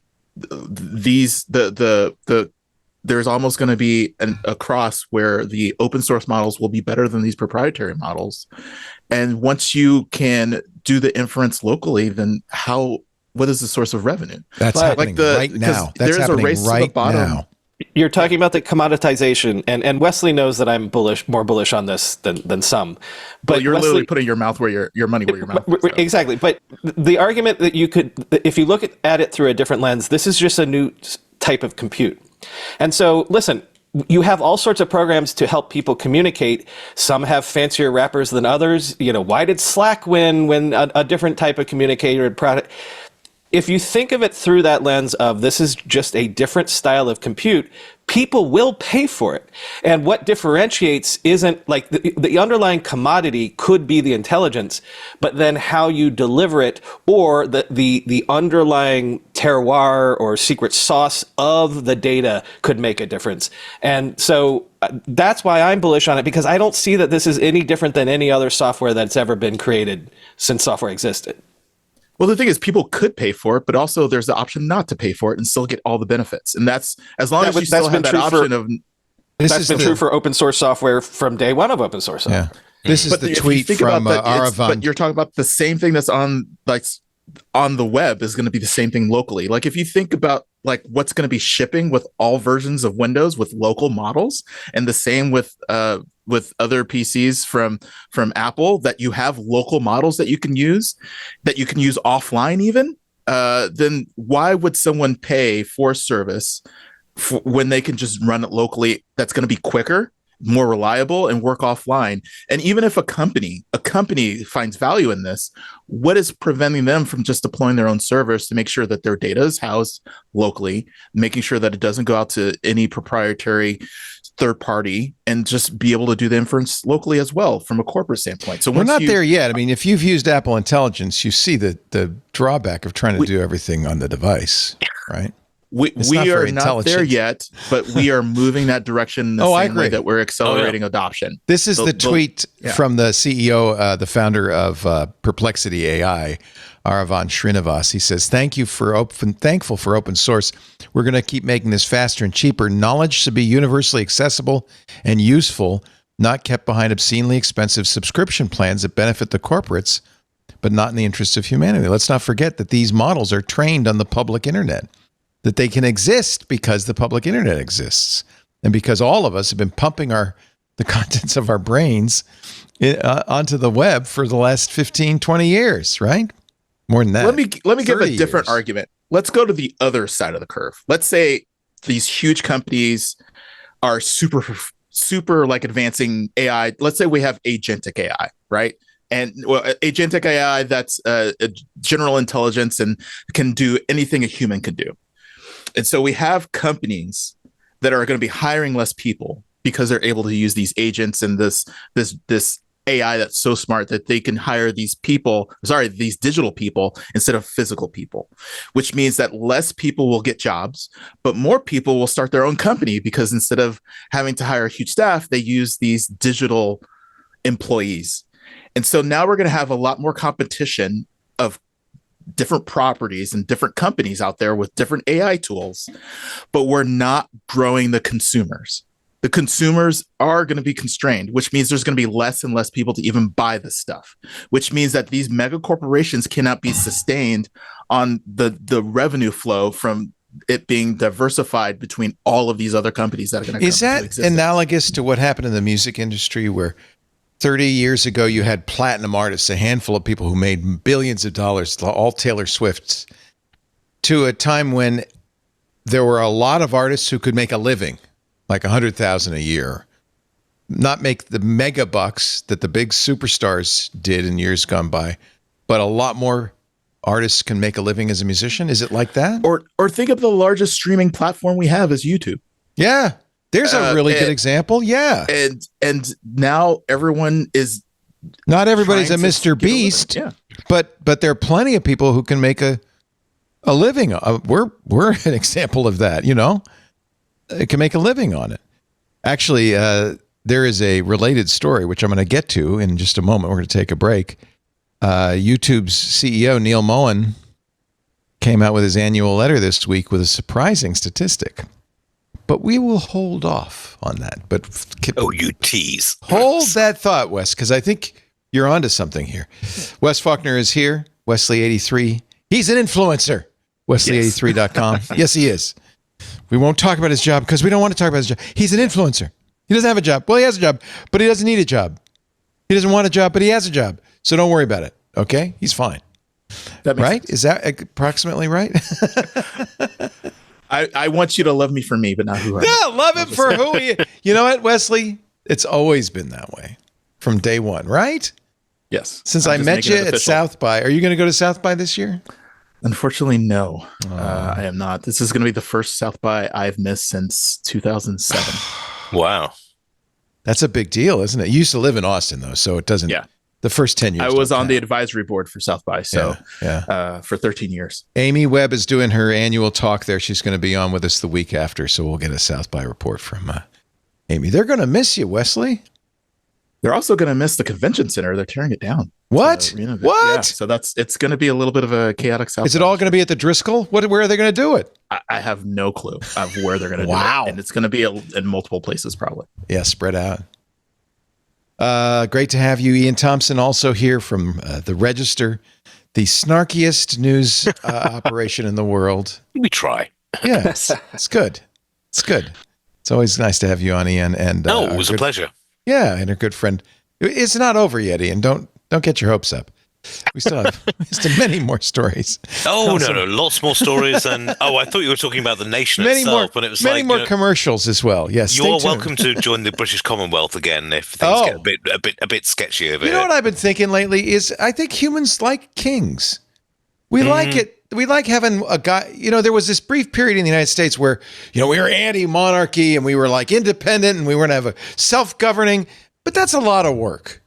And I think maybe we just want a king again. Not Charles. He's a buffoon.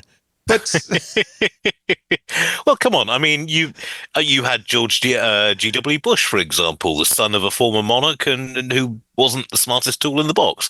You would have had another Clinton as president. Let's put it this way. It's a work in progress. We're looking for a king. I'm just saying that. Brian McCullough is also here. He's a historian. He knows what I'm talking about. Host of the Tech Meme Ride Home podcast. Great to have all of you. And all of you watching, thanks especially to our Club Twit members, make this show possible. Yes, we have advertisers, but it's the club that keeps the lights on because the advertisers don't cover the costs of all the shows we do. I think now more than ever, our mission is important as AI is about to change everything. We are covering stuff that's making a big difference. It used to be when I started, tech was the toy store, right? You were covering gadgets and gizmos. It didn't make much difference. That's all changed. And to keep up to date with what's going on, I think you need us and we need you. So if you're not yet a member of the club, I'd love to get you in it. All you have to do is go to twit.tv/clubtwit and sign up. $7 a month, very affordable, gets you ad-free versions of all the shows, access to our wonderful Discord, a special program we don't put out anywhere else. twit.tv/clubtwit. Thank you in advance. Our show today brought to you, besides by the club, by Zscaler, the leader in cloud security. See, it starts with, frankly, what enterprises are doing these days. They have spent billions of dollars over the last 10 years or so on firewalls, perimeter defenses, and VPNs, because you need something to allow your employees into the perimeter defenses. How has that worked out? Not so well.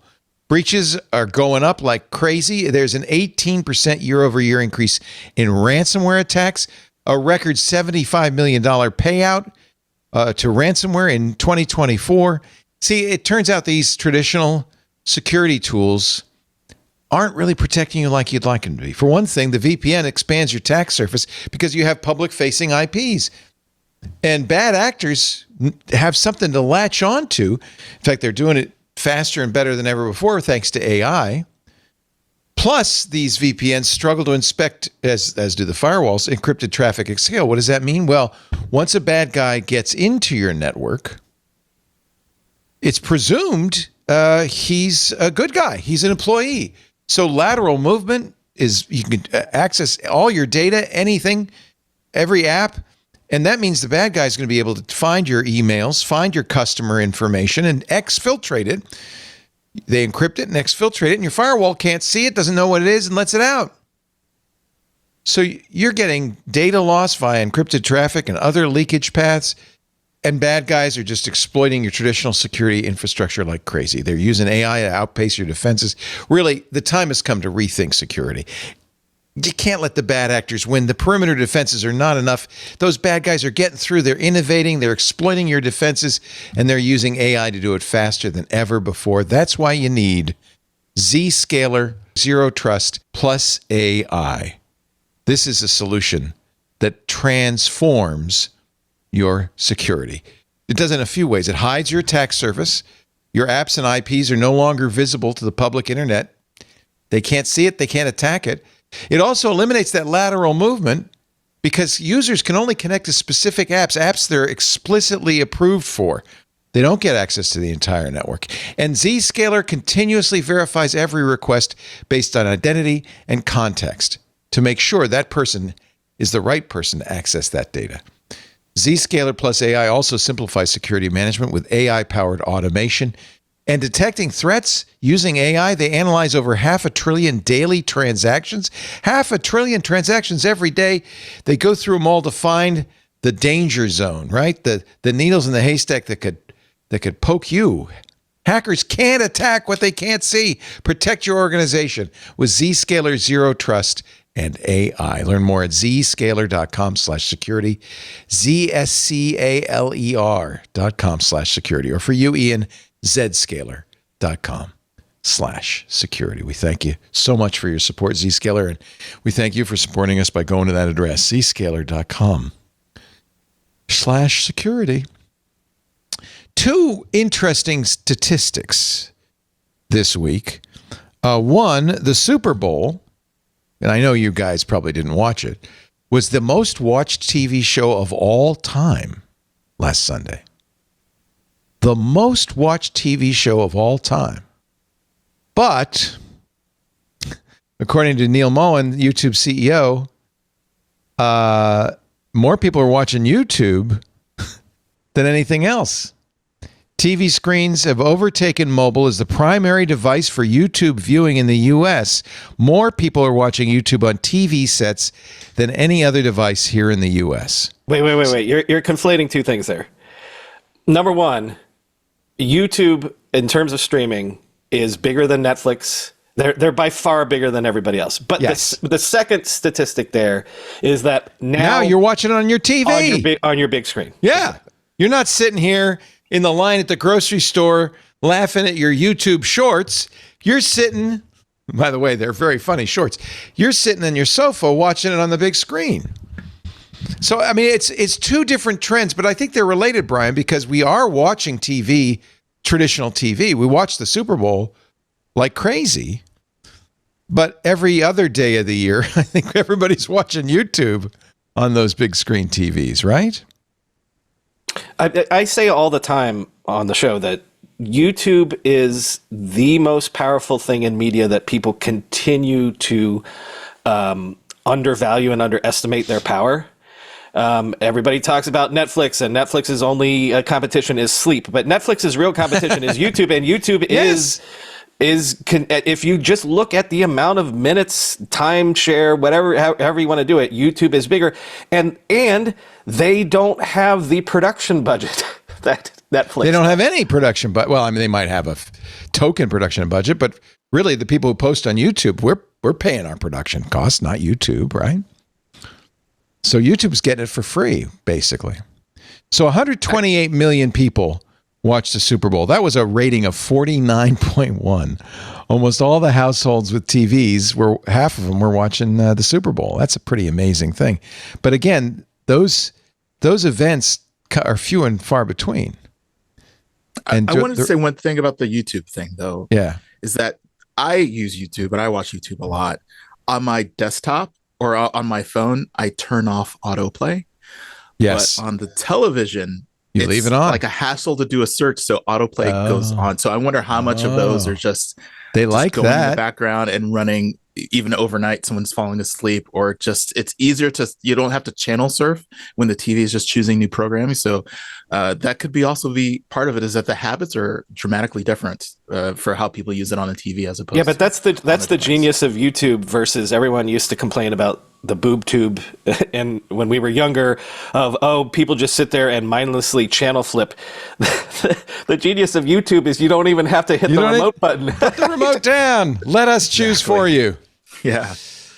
YouTube has announced also that premium members, and I imagine soon everybody will have access to AI to if the videos are too long, you can get summaries of the video, highlights and summaries of the video thanks to the AI built into YouTube. There's going to be a new button underneath. They also have auto dubbing using AI so that your YouTube video can be in multiple languages. That's going to become available later this month for all creators in the YouTube Partner Program. And are we in the YouTube Partner Program, Benito? Because I would love to have this show be available in Spanish and Chinese and Japanese and Tagalog. It's like they're paying you. They're paying for your content. They're paying for your. Oh, yeah. So we don't want to be a partner. I mean, they also, there's probably a lot of exclusivity stuff going on there too. You can only be on YouTube kind of stuff. Yeah. Okay. Never mind. But the other big, be only YouTube. I like being on YouTube.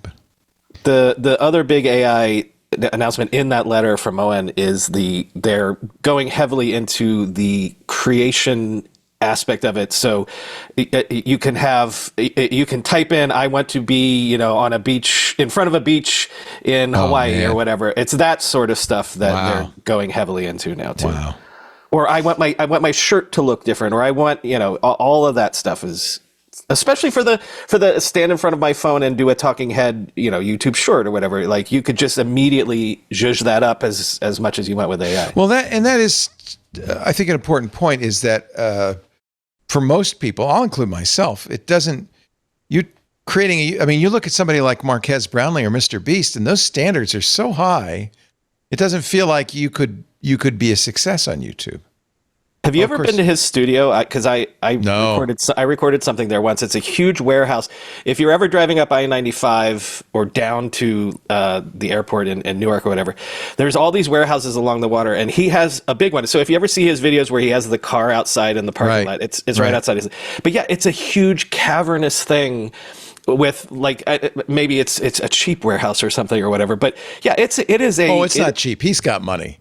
He's got lots of money. Leo, it's not a studio, it's a campus. Yeah, like it is cavernous and right. So to have this, the thing that, again, we're coming back to the AI argument. One of the things that I always say about AI is it right now, I mean, maybe it'll cure cancer tomorrow, but right now what it does is it takes away the busy work. And so for a creator to not have to have a cavernous studio, to not have to do all of the editing, if AI can take away that stuff and say, hey, Leo likes to wear Hawaiian shirts, but right now he'd rather be naked, so let's have AI put on the Hawaiian shirt for him. Then he doesn't How do you know we're not doing that? Huh? How do you know? Don't stand up, Leo, please. Yeah, this is point 4 in Moen's letter. AI will make it easier to create and enhance the YouTube experience for everyone. Last year, we rolled out Dream Screen and Dream Track, which generate image backgrounds, video backgrounds, and instrumental soundtracks for shorts. We'll continue to invest in those features, including integrating VO2, I think that's the Google video generation AI, into Dream Screen soon. It is remarkable. His point is YouTube is not the future of television. It is television. Also, he does point out, though, there are a few creators who are building their own studios. It's not just Marquez Brownlee. There's new studios. He says Alan Chicken Chow's 10,000 square foot studio in Burbank. Canegra Dayon, I'm saying your name wrong because I don't know how to say their names, is building a studio in Birmingham, Alabama. Last November, the creators behind the channels Mia Plays, which is probably a 12-year-old, right? And Kumon opened their studio in North Vancouver. I'm sorry. Go ahead, Wesley. I didn't mean to interrupt. Oh, I was just saying that this is going at the same time where streaming services are either ratcheting up the costs on the top end or adding ads at the bottom end. And so it's becoming less attractive to use these streaming services or to use multiple streaming services. Do you all pay for YouTube Premium? I'm just out of curiosity. Nope. No. I don't. No, absolutely not. No. I mean, you watch all those ads? Well, you just skip over them. I mean, it's kind of, maybe I'm being a bit too ornery about this, but you notice in the last couple of years, they really ratcheted up the ads, and it's just like to push people onto premium. Right. And I refuse to play that game. It's like, oh, I've got to sit through an ad for some hoodie or something, and it's like, well, it's not that big a deal. So you just sit through them? Sit through and skip, yeah. I mean, it's a minor inconvenience, and better that than paying for an endlessly, as you were saying, Wesley, the prices are ratcheting up and up and up, and they're spamming more and more ads out there. It was a bad moment when they started running ads when you pause a video on YouTube. Oh, that was so kind annoying. of like, yeah. Oh my God, that's annoying.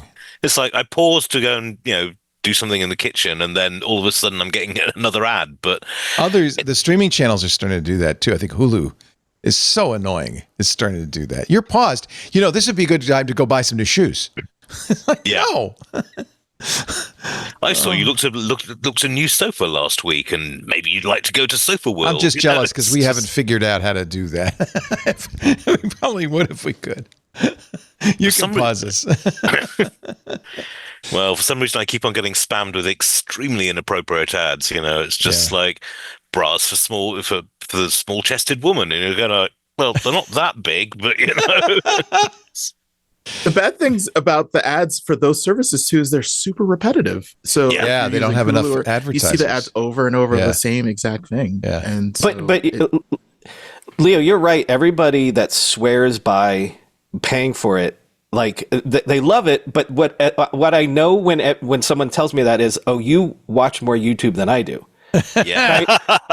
Because if I was watching an hour or two a day, then for sure it would be worth it. And I'm not saying I'm not being negative about YouTube or people that watch a lot of YouTube or whatever, but I don't watch enough for it to be worth my while. That's how I know, oh, you watch an hour or two a day. I get it. I don't know how much I watch. I watch a lot. I just watched that 3.5 hour video. But what's amazing is here's this guy, Karpathy, who's an expert in AI. There were no ads. Maybe there were ads. I don't think he did it to make money. I think he wanted to actually teach people about what he's doing. So he made this 3.5 hour, incredibly well done video. Not production wise. He didn't have a crane zooming in and animated graphics and things like that. But it just was, the content was very well produced. And I think he did it. It's kind of the way the internet was created, right? To just to create some content. I mean, I think it's very good in a way, certainly from the advertising perspective, for, as you say, sort of these extended form documentaries or talks. I watched a lot of the Naval College talks, for example. There was a fascinating one on what's going to happen to Taiwan if China invades, and that's an hour and a half, and there's no adverts in it, so it's a good deal. And Sarah Payne, whenever she's on, fantastic strategic Isn't thinker. that, though, maybe that's part of the problem, at least it's the problem I find, is that at least with a streaming channel, there's this kind of a way of finding stuff. There's a limited amount of content. You can search through it. You may not find what you want, but you can look and feel fairly confident you know what's there. With YouTube, it's infinite. And does that, or maybe that's just because I'm old timer and I used to have 3 channels on my TV. Does that put you off? Luxury. We used to have 2. Does it, the fact that there's so much content on YouTube, is that an advantage or a disadvantage? Yeah, but they've solved that with the algorithm and the recommendation and the continue playing. Like, what I've realized is, like, I mean, this is true for Netflix to an extent too. Like, if you go to your Netflix homepage, you'll see different content recommended than I would get recommended, but wildly different. The times that I've seen, like my brother's YouTube when he's on his laptop or whatever, and I'm like, oh, you're it's all car stuff, which I get it. Like, and so then he has his 5 or 6 car shows that he goes through. Mine is tech and computer games and history and stuff like that. And so, and Ian's is naval college stuff. Like, they've solved that because it's like TikTok. All you got to do is give it enough information, and then it's like, all right, you're in this box, and here you go. Yeah. And breaking out that box is quite tough sometimes. That's true too, yeah. Did you see that Warner Brothers is now releasing movies on YouTube for free? Yeah, to be fair, really bad ones, but Well, they're not. Are they all really bad, or they're just? Well, maybe not all. I'm sure somebody loves them somewhere, but it's an interesting strategy from them. Yeah, they're full movies. Michael Collins, Mr. Nice Guy, that's been watched 16 million times on YouTube. Yeah, The Wind and the Lion with Sean Connery. Not great. Some of these were, Michael Collins wasn't bad. Yeah, Mutiny on the Bounty with Marlon Brando, Mr. Christian. Pluto Nash. Yeah. The Bonfire of the Vanities with Tom Hanks. So I'm not sure I understand. Is this a tax write-off? Why is Warner Brothers doing this? Well, right, because remember, they're the ones that shut down actual movies and putting them in theaters for tax write-offs, yeah. Waiting for Guffman was hysterical. They don't have any licensing windows free. that they have to worry about when they publish it on YouTube themselves. They can just put it out there, and if someone wants to license it, they still have that ability. So they can, instead of it sitting in a vault somewhere where no one wants, they can just put it out here. Maybe it'll create a viral hit. Maybe there'll be a campaign for someone to make a sequel to one of these movies. Maybe someone will make this a meme and then show it, and then it'll go viral. But they're making money off the ads. Why wouldn't they do this instead of it sitting in a dusty shelf somewhere? I've got to say also, Bonfire of the Vanities is famous for one particular scene. Melanie Griffith, I think, had breast implants halfway through filming. So she goes out of her door and then comes in, and she's significantly larger in the chest area. Oh, I gotta watch it. That's like hysterical. That's like Bill Gates' book with the internet. You get one copy and it's different than the next time. Yeah, the index got a lot. Melanie's index got a lot longer. Show title. Yeah, I mean, I doubt Warner is doing it altruistically, but it kind of feels like it. Like, well, why should these movies be buried? Let's just put them on YouTube where everybody can see them. Maybe there's some incremental income, but I don't think they're doing it for that reason. I think these might be the first time these all come out digitally. These might not exist anywhere else. Right, but that's been a problem, right? If you don't have a VHS player, and no town has a movie store anymore, right? I think there's one Blockbuster left in Seattle, Washington, and that's it. No, it was Oregon or something. Was it Oregon? Yeah, there's one left. I thought it was Alaska. Okay, somewhere. It's like It's a Bend, long Oregon or drive. something. That's all I know. It's a long way to go. And to think they could have bought Netflix for how much? Was it 50 million they were asking? They were offered? It was like 30 or 50, yeah. But that was the red envelopes days of Netflix. And if you think about it, you might have thought, there's not a lot of future. Netflix is a good example of another. There you go. Now there's two companies that have pivoted. They made a very risky pivot to digital only. And at the time, remember this, there was a huge stock sell-off. People thought, this is nuts. You're getting rid of the red envelopes. Flickster? Quickster. That was the name. They were trying to do, they're spinning off their DVD business. And if they you changed just their wanted mind to on get that, DVD, right? you would go to Quickster. Yeah. Instead of Netflix. Okay. But it turned out like that was a good pivot. They made it successfully turned the corner. I got a question though. Like if The Office wasn't on Netflix, do you think it would have taken off still? Because it was really everyone was watching The Office. That was what happened. Oh no, we were watching it on network television. No, people were flop. rewatching The Office on Netflix. That's what Netflix is primarily for. People still are. Okay, don't make me put my history hat on because I could go for a half an hour on this. But forget. Put the hat on. I'll put mine on. You put yours on. Okay. The reason they tried to sell to Blockbuster is because it was a transition to DVD. So initially, Blockbuster didn't want to have VHSs. They didn't want to do DVDs because they had been burned by Laserdisc. Okay, that's number one. Number two, then when smart or TVs go flat screen, remember they would give you in every box when you would buy your smart TV or your flat screen TV, hey, here, try Netflix for free, right? Here's something you can do with your DVD player or whatever. Then the third thing that they did was when smart TVs came around and you're like, well, what am I going to do with an internet connected TV? That's when they launched streaming, because then it was like, again, so 3 times they were like, they took advantage of a shift in media exactly. Yeah. I mean, it was.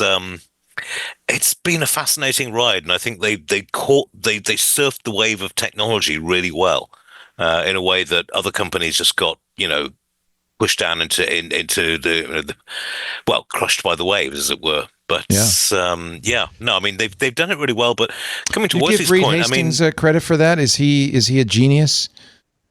He doesn't have this. He doesn't have this hat. I can tell you that right now. By the way, if that's the official history hat, then I need to find out where you got that. It's a good hat. I don't know if it's a history hat. I got this at the Tucson International Gem and Mineral Show, Tucson, Arizona. You need a flat cap. That's well, I have some of those too. I have all kinds. This is just one more. Does Reed Hastings deserve all the credit, Mr. Historian Brian McCullough? For sure, because he also wasn't the founder. He wasn't the founder. Oh, interesting. Remember, the actual founder came out with a book a couple years ago, but Reed, like Elon, was someone that was not necessarily the founder, but came in and was like, hey, this is a great business, and I think I can take this much further than you all are taking it. Nice. Although Elon did, go to court to have himself. I was going to say, let me retract that. Elon is the founder of Tesla. Yeah, even though he didn't found it, but yes. Let's not make any mistakes. He found it like Columbus found the United States. Yeah, that's a very good analogy. Yes. There was no U.S. or North America. Columbus came along. Exactly. The Vikings would disagree, but and the Native Americans. But yes, it's. I better take this hat off because I got to do an ad, and I don't think ZipRecruiter wants me to wear a watermelon hat during their ad. You're watching This Week in Tech. Great panel this week. Lots more to come. Our show today brought to you by ZipRecruiter. According to research, a major challenge that many employers face, the pressure to hire quickly. Boy, I know that from our own experience. When somebody leaves, that leaves a big hole in your company, a small company like ours for sure. Means we got to work harder and we got to find somebody fast. That's a tough hurdle to overcome. It's so time consuming normally to search for great candidates, to sort through those applications. If you're an employer who can relate, I've got one question for you, because we did this and it transformed our experience. Have you tried ZipRecruiter?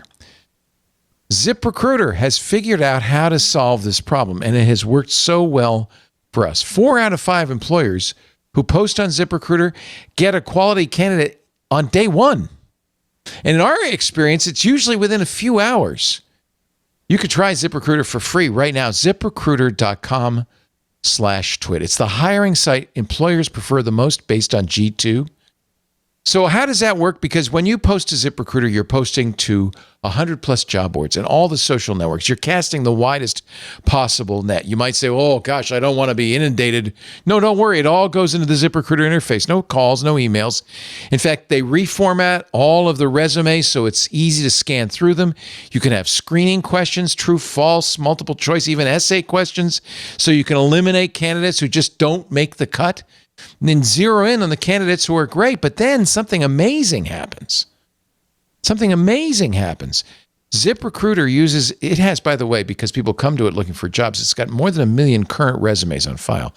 They go through those resumes and match the qualifications of the applicants to your job and send you a list of, here are some candidates that match your qualifications. You can look at them, scan them, do all that screening, pick the ones that seem the best match, and invite them to apply. And I got to tell you, when you get an invitation from a company to apply for a job at that company goes right to the top of the list, right? It's how you can get ahead of other companies, because we're all competing for the best talent just because you asked. How fast does ZipRecruiter's smart technology start showing your job to qualified candidates? Immediately. How fast does it deliver qualified candidates to you? Well, certainly within a day. In our experience, Lisa's kind of worried. We're at breakfast. Oh, we got to hire somebody. This is going to be awful. She posts it within an hour or two. She's saying, oh, here's a great candidate. Oh, we got another one. So relax. Let ZipRecruiter speed up your hiring. You can see for yourself, again, for free at ZipRecruiter.com/twit. Try it right now. Free. The same price as a genuine smile from a stranger, a picture-perfect sunset, or a cute dog running up to you and licking you on your hand. ZipRecruiter.com/twit. ZipRecruiter, the smartest way to hire. Personally vouch for it. All right. Let me see. I scrolled up. Let's go back. Oh, it's now the Gulf of Mexico. Both Apple and Google say it is the Gulf of America. Did I say Gulf of Mexico? I'm sorry. Gulf of America. Well, I tweeted that out when it first came out. Just like, could everyone around the world just... Well, I didn't actually tweet it out. I blue skied it because I don't really go on Twitter that much anymore. You skeeted it out. I hate that phrase, but yes. But no, asking people around the world, and yeah, I mean, Google really bent over and kissed the ring on this one, and I'm not quite sure which one. And Apple did too, by the way. Apple's done it now too. They are off the hook because they say, hey, no, we follow the Geographic Names Information System, GNIS. And as soon as it changed in GNIS, we changed it in the U.S. Now, users in Mexico will continue to see Gulf of Mexico, but everywhere else in the world, it'll be Gulf of America. Brackets Mexico. Brackets Mexico. I think everywhere else in the world, they'll see Gulf of Mexico. Yeah, brackets America. Yeah. Okay. That's not confusing at all. It's, well, what with that and taking the, pride stuff off, there are a lot of very peeved people at Google at the moment. Oh, really? Oh, yeah. Yeah, that's interesting. the mapping thing, all well and good, but it's taking away things like Pride and, International. Oh yeah, Women's it's Day and the Black rest of History it. Month. It's not saying that in the calendar anymore. They said it was Yeah. just too much trouble. It was too. It's a political decision, and one could argue that actually including it was a political decision, but I don't quite believe that, because a lot of people at Google, this is a really important thing for them, that they are on the side of the good guys, as it were. And it's pretty shameless kowtowing. The quote that they used, the spokesperson said it didn't scale, and I was like, wait a minute, What? you've been able to scale For years. Yeah. trillions of search queries a second. And you've also had doodles on your homepage for 25 years. So scale, I guess, means something different, but okay. They also undid work. So they did, even if they were having issues, the work was done. So they're rolling back things. It is odd, isn't it? So that work had already scaled. They already scaled it, and now they're undoing. But I will say about the map thing, like I don't understand why that's such a big deal. Which changing it to Gulf of America or not changing it to? Yeah, why not? Why is it a big deal that they did change it? Well, because the Gulf of Mexico is also on Mexico, right? And it's always been the Gulf of Mexico. Yeah, but I mean, it's just a name. I mean, isn't that big of a deal? All I mean, right. Hawaii used to be known as the Sandwich Islands when we owned it. So, it's one of those things, but it just seems pandering, Because it is. Yeah, exactly. And it's like that's what they're going to do. I think when you show up to the inauguration and sit behind the president's family, it's just like already. Yeah, I mean, at the inauguration, it was very much like, here's my trophy hunting cabinet. Yeah, let's make them sit up there so they can all see and pay homage. It was kind of embarrassing. Well, and I guess you have to pick your battles, right? Yeah. Yeah. So, all right. I mean, if they call it the Gulf of America and then they get a massive tax break down the line, it's good business. Right. I think I talked about this on a different show, but it's a carrot and a stick. So the stick is you don't want to get the ire of the president, make him like attack you. Right. But the carrot is there's still a ton of government contracts to be had. And you want to be able to be in good favor to get some of that windfall of cash, especially removing parts of your AI ethics parts, saying that we won't use it to kill people.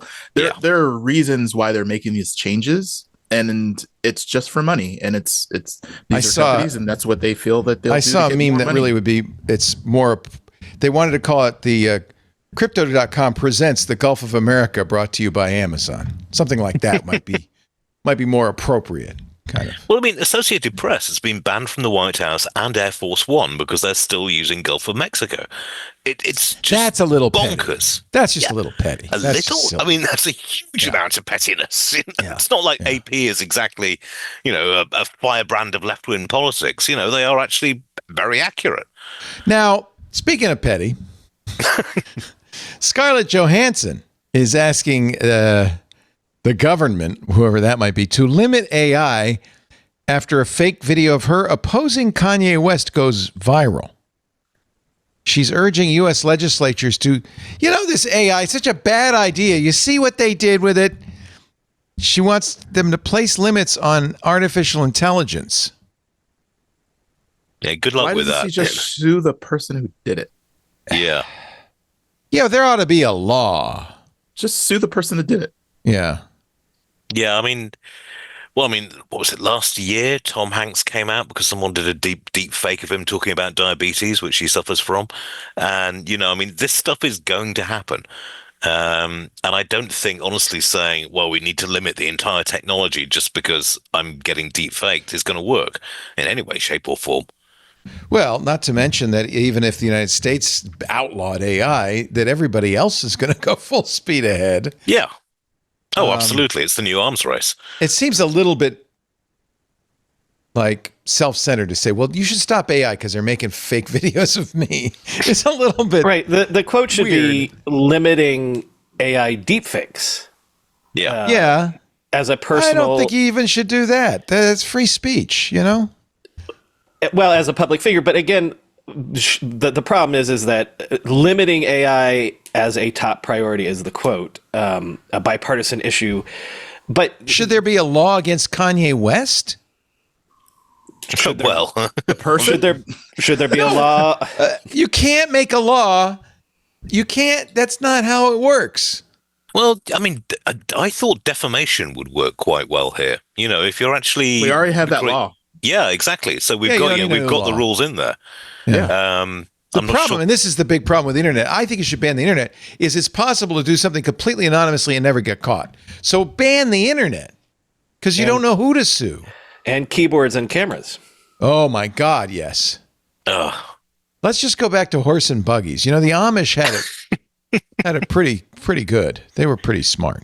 Well, yes. Uh, I mean, what would the law be? How would you even write it? Like, Yeah. it's just impossible to even like wrap your head around. It's just like it's she's very like, you do all self-centered. the other work. If you feel you were harmed, go after the person yeah, who did it. you were defamed. It's going to be John Doe because no one's ever going to catch that person. Yeah. And at the same time, it's what is it? It's not just harm, it's intention, and then it's also the magnitude of the harm in terms of financial. Like, did she lose a contract? Did she get No, because invited from a everybody party knows because of it this? was Like, what- fake. Nobody is fooled. So by what was it. the actual Well- harm that she would need to like quantify to do this? Only Like, look, okay, some not so bright people might have been fooled by it, Ian. But really, Well, no, but everybody knows they're deep fakes. I mean, this is the problem. You know, I think as the technology gets better, a lot of people aren't going to know that it's a deep fake. And you know the old aphorism from Terry Pratchett, you know, a lie can go around the world 3 times before the truth has got its boots on.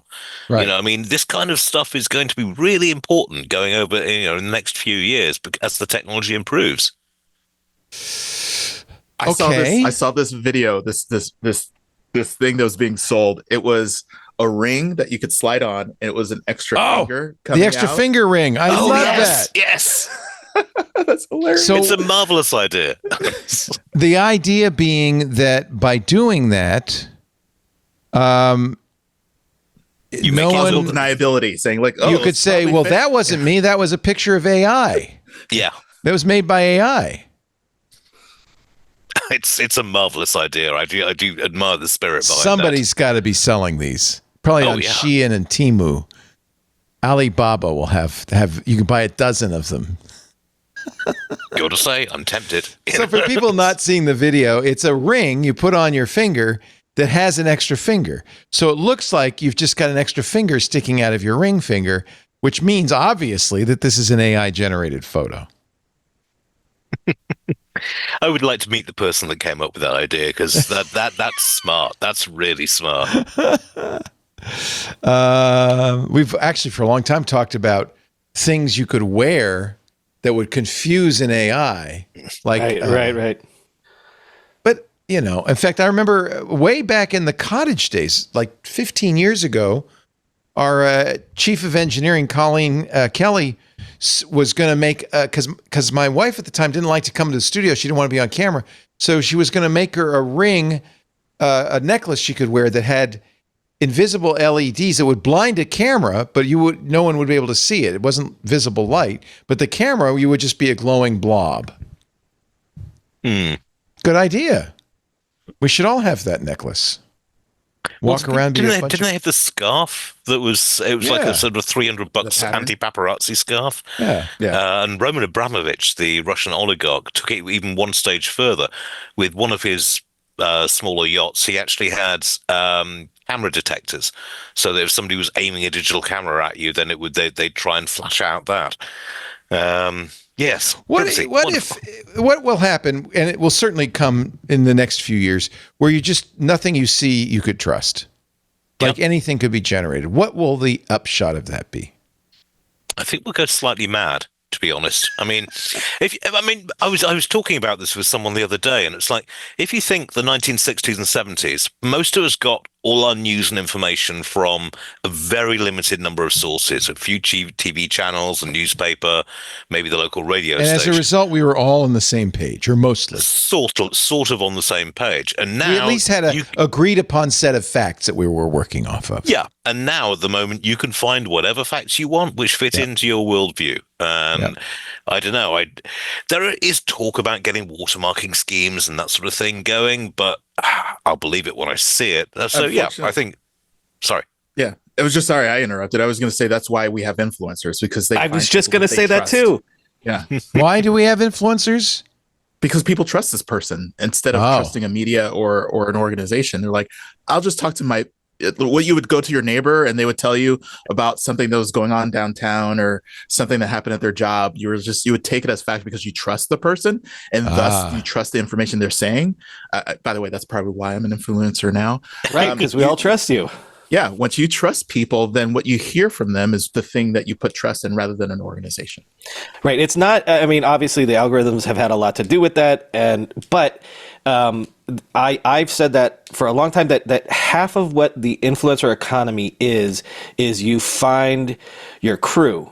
And those are the people that like make you laugh. Or, like we've always done that for like the actors, the comedians, the musical artists we like. But what's changed is you do that for information now. You do that for news. Now, whether those people are trustworthy or not, that's where you get into the weird dystopian of like, well, my truth is different than yours, and no truth overlaps. That's where the problem.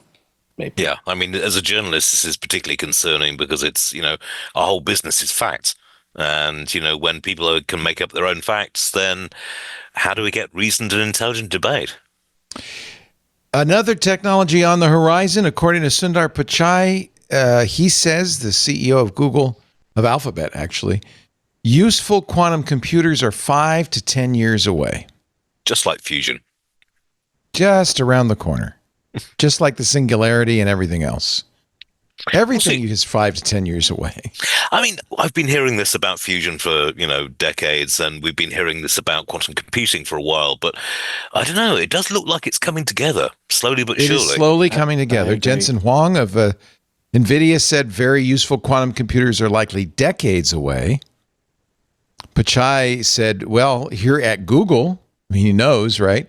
They've made breakthroughs in quantum chips that have allowed researchers to calculate in 5 minutes a problem that would take existing supercomputers longer than our universe has been around. Pichai, who is rarely excited by anything, says the progress in quantum is palpably exciting. It is amazing. It's pretty great technology. I can't wait for it. Is it? You believe it? It's true? It's happening? Yes. Well, let me explain quickly. Quantum computing. I hear when people try to explain it, they talk about bits and qubits and being able to be in multiple states. Think of it this way. Quantum computers use the way nature works to get an outcome. Wow. If you're standing on top of a hill and you're looking down and you're saying, from this point, what is the quickest path to get to the end? You could do measurements. You can round around trees. You can round around the humps in the dirt and the rocks or you could take a vial of water and then start pouring it down and see which way it goes. And that's kind of what quantum computer is like. It is, you're able to use the way the nature finds its easiest path to get to that, to find and do those calculations. So that's, just think of it that way. It's how it harnesses nature to be basically get you the answers that you're looking for. And so when you get enough of these quantum bits, you're able to create more scenarios and more simulations in order to get to be able to use that same force to get your answers. And so, yes, this is real. Yes, it's happening. And yes, as we are able to deal with the error rates, of which there are breakthroughs all the time, this will be something that'll change all of our lives. Yep. Just for giggles, I asked my AI to explain quantum computing to a dog. It said, "Woof, let me try to explain quantum computing to you, my furry friend, in a way that might make sense to a dog. Fetch, but with many balls at once. Imagine. You're playing fetch, but instead of one tennis ball, your human throws a whole bunch of balls at the same time. Now, here's the magic part. You can chase all the balls at once. It's like you're in many places at the same time, sniffing and grabbing every ball simultaneously. Careful. That's kind of what quantum computing does. Computers do. They can work on many problems at the same time. And then it goes on into something a dog does not understand, which is superposition, entanglement, which it calls magic doggy telepathy. It's what you were saying, actually. Exactly what you're saying, Wesley. I was going to say, Wesley, though, that's the best. Forget the AI answer. That was the best explanation He did a that good I've job. heard. The water, that was the best that I've heard. It's like nature. Quantum computing. It's like nature. Be like water, my friend. I have a cryptocurrency wallet with almost 8 Bitcoin in it, and I'm just waiting for quantum computing to crack the password, which I have long forgotten. Do you think that'll happen? Is that possible in my lifetime? Technically, yes. I mean, 5 to 10 years. Yeah. How long are you planning on living? Well, but also, right at the edge. It could be worse, Leo. At the moment, there's a guy in Wales trying to buy a landfill site. I know. Because He still can't find that still hard going drive. on that. It's just like there's 400 million in Bitcoin in this landfill site. Just please let me find it. Please. I know it's here somewhere. He's The lost his person who marriage picked up the over this. garbage, nicked it, and is now using it in their home. Well, exactly. yes. It's like, oh, Funny funny if if it's not a there. perfectly good computer. Every time I've taken something to the tip, the person running is just like, yeah, I'll take that, and I'll take that, and you can throw the rest in. It's just like, yeah, somebody's got very rich out of that, I suspect. We should explain that in Great Britain, they call landfills tips. Oh, yes, of course. Sorry, two great countries separated by common language. Yes. Is that because you tip your garbage into it? Exactly. That's exactly the name behind it. So, yes. Oh, so when they come over saying, hey, you want to give me a tip? That's well, there's another thing. Also, we don't tip as much in the UK. The very idea of the first time I came over here and bought a drink at a bar and paid with the exact currency, and the barman was like, "You're from England, aren't you? Over here, we tip when you know." It's tipping. So there's two things we're never going to get rid of in the United States. One is tipping. The other is pennies. Except the president has directed the Treasury to stop making pennies. Yeah, I can't help but agree. It's a ridiculous form of Well, here's the problem. Okay, so he says, and he's quite right, it costs us more than a penny to make the penny. The penny is not made of copper, it's made of zinc. It literally costs more than 2 cents, Trump wrote in a post last week on Truth Social. I've instructed my secretary, it's his secretary of the US Treasury, by the way, to stop producing new pennies. However, and by the way, the Mint did lose $85.3 million last year making pennies. Every penny costs 0.037 cents. No, dollars. So that's 3 cents, 3.7 cents per penny. The problem I think the penny is DEI because of the color of the penny. Yes, it's copper. We don't like that. No, the problem is retailers are pointing out, if you get rid of the penny, then we're going to have to round to the nearest nickel. And it turns out nickels are even more expensive to make than pennies. Now, how did they solve that in Britain, Ian? Well, we haven't. To be quite frank, you can still get pennies, although they are slightly made of copper. There is the old joke that copper wire was actually invented when a Yorkshireman and a Scotsman were fighting over a penny. But yeah, I mean, we still have them. But honestly, as we're moving away from a cash society, you know, I mean, the fact that it's costing more than a penny to actually make these things. That's ridiculous. I think is it Canada has now got rid of them and is rounding up to the nearest 5. Yeah. And I think the same is going through in Australasia somewhere. And it seems logical. Retailers would like it because they could jack up their prices a bit. But speaking as someone who, you know, my credit union, thankfully, has a coin sorting machine because I hate carrying coins. So something like that is, you know, is really useful. It should just all be digital, right? Except that digital isn't anonymous. Exactly. You know, and exactly. You know, I mean, so privacy advocates say this is one way the last way you have of paying for something, because we know now that crypto isn't private either. This is the last way we have of paying for something anonymously is cash. Well, if they remove the penny and they remove the nickel and made a brand new 7-cent piece.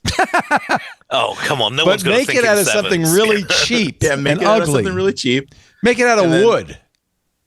Then So, you could you could The do the U.S. math and Mint figure out, says like, how to every get penny, Trump underestimated. Every penny costs 3.7 cents to make. But if we replace them with nickels, every nickel costs 13.8 cents to make. Nickels are more than, it's ridiculous. Maybe Okay, then we just make pennies cost worth 5 then, right? We just make pennies, but we make them worth 5. Oh, make pennies be a nickel. Problem solved. Make the new 7 cents. thinking outside the box. Get rid of yeah. both. Make it. That's brilliant. And if you had been collecting pennies, you just multiplied your fortune by 5. Well, I don't know. I mean, it's $50, not 10. I mean, the whole 7 cents thing, I'm guessing arithmetic is not really a strong point over here, considering that a lot of people thought that a third pounder burger was in some way more than that's a quarter right. pounder. That's right. Yeah. It's- Yeah. A third of a pound is less than a quarter of a pound. Exactly, yeah. 3 is less than 4, and but everybody knows that. Wasn't it like 25 years ago, stocks were still traded in like sixteenths and things that's like right. that? Like, I know that most of that was done digitally. And again, something we inherited from Britain, Ian. But Yeah. but they managed that transition and it didn't blow stuff up. Again, digital, it's not the same. I mean, Britain went decimal in 1973, so up until that point, you got 20 shillings to a pound. Don't even get me started on guineas and groats. I mean, it was a complete mess. I love it, though. Metric so makes sense. Dickensian. I just 10, think it's so 1, great. 10, 100, 1,000. It's Threepence logical. for your thoughts. Oh. No, I mean, a guinea was something like, it was like £1.20 or something. It was a bizarre thing. I'm very glad I was brought up in the metric age. And then I come over here and you've got imperial units. And Yeah. don't I'm get me surprised we don't started. have guineas, to be honest. I mean, I wrote a long rant We would about just this about deport them 3 if we years did. ago, but Yeah. the idea of the cup as a unit of measurement, or the pint, and it's a different pint from the UK pint, which always pisses off Brits when they come over here. Because a pint in the UK is 16 fluid ounces, here it's 14, so you've got to drink 6 pints to get the same effect as 5. It's that has led to some interesting drinking competitions. Nobody I knows. need an AI to Nobody understand knows. any of that. That's The Let's US take- has a totally unique system. So Let's take one last break to let your brain cool off, and we will end the show with Ian's story about privacy. Oh yeah, land on a high note, right? Why not? You're watching This Week in Tech. We're so glad to have you here, and thanks to the club. Many of you are watching live. I have 1,276 people watching as we do the show on YouTube, Twitch, X.com, TikTok, Facebook, LinkedIn, Kick. And, of course, our club members are watching in the Club Twit Discord. Thanks to everybody watching live. Of course, you don't need to watch live. Most people don't. You can always download the show after the fact, as I'm sure you did, right, with your favorite podcast client or on our website. But it's nice to have the live audience, too. We're watching the chat and trying to pretend they're not yelling at us right now. Our show today brought to you by DeleteMe. Have you ever searched for your name online? Don't do it. It is horrible. You won't believe how much of information you thought was completely private about you is right there online. Maintaining privacy is not just a concern for individuals, it's a concern for businesses. We started using DeleteMe when our CEO was impersonated. They knew her phone number, they knew her name, they knew her direct reports, they knew their phone numbers, all because this stuff's all online, and they were able to craft a spear phishing campaign that targeted us. We immediately signed Lisa up for DeleteMe. And it worked. When that national public, NPD database, the National Public Broker database was scammed, 100 million social security numbers made public. Steve Gibson and I both searched for ours. We found it in the database. There's my social right there. Then I thought, let me look for Lisa, because we've been using DeleteMe. She wasn't in it. Maintaining privacy, it's important for companies, it's important for individuals, it's also important for families. With DeleteMe's family plans, you can ensure that everyone in the family feels safe online. DeleteMe reduces risk from identity theft, cybersecurity threats like those spear phishing attacks, from harassment. It really works. DeleteMe experts will find and remove your information from hundreds of data brokers. But that's not enough, by the way, because then they will go back out and continue to scan on a regular basis because these guys are scummy, these data brokers. They'll just start putting the stuff back, and there's new data brokers every day. There's new ones, hundreds of these companies. They will remove it and continue to remove it. And with easy-to-use controls, the account owners can manage privacy settings for the whole family. They've got similar plans for companies, which is really great. DeleteMe will go out there, remove your information, including addresses, photos, emails, relatives, phone numbers, social media, property value. And I can go on and on. And yes, including social security numbers. Protect yourself. This blew me away. It is not illegal to buy and sell people's social security numbers. Like a data broker, it's not illegal for them to get your social and then sell it on to the highest bidder, including foreign governments. It's legal. Protect yourself. Reclaim your privacy. Until we have a national federal privacy protection act, and I don't think we're ever going to get one, we got to have DeleteMe. Go to joindeleteme.com/twit. If you use the offer code TWIT, you'll get 20% off. joindeleteme.com/twit. I keep checking every once in a while the National Public Database breach to see if Lisa's in there. She's not. It's amazing. It's joindeleteme.com/twit. Don't forget the offer code TWIT for 20% off. So it is 10 years since Bruce Schneier. Tell us about this. You wrote the story. Why am I repeating your work, Ian? Well, yeah, I mean, 10 years ago, Bruce Schneier, who's literally we love the Bruce. book on He's been on the show. Absolutely. Yeah. Yep. A marvelous chap. He wrote this book called Data and Goliath. Now, bear in mind, this was 2015. We just coming into the Snowden era, where we'd actually found out what was being collected, or Scott McNeely memorably put it, it's like, I said privacy was dead. I didn't realize quite how right I was. So he was right. He really was right. Yeah. I mean, it was written in a reaction to that. But yeah, I mean, he was predicting that exactly the kind of situation we're in now, where, as you say, data brokers can hold enormous amounts of information on individuals, and there's really very little that anyone can do about it. So you interviewed Bruce, which is great. He is a legend, just really fantastic. Oh, absolutely. Yeah. And he's one of those infuriating people to cover as a journalist, because he's kind of like Cory Doctorow in that they give such good quotes. It's just like, you've actually, the temptation is just to quote it entirely. But well, you did that, which is great. It's an interview, and it's nice that it's on there. It's fantastic. Yeah, but I mean, we are as in a sort of a post-privacy society at the moment. He is advocating, as I have for years, that we need a comprehensive privacy law in the United States. Yep. Yeah, I mean, California's got a pretty good one. Illinois's got a pretty good one. The fear is, with a federal privacy law, then they might be watering down the standards that others have set. So, Senator Maria Cantwell did propose a national privacy law, but it turned out the whole point of it was to override the state laws. Yeah, and presumably weaken them. Yeah. I mean, there's an awful lot of people in the tech industry who do not want a federal privacy law, because it really upends their entire business model. I mean, he said something that's devastating to me. I don't like Bruce Schneier.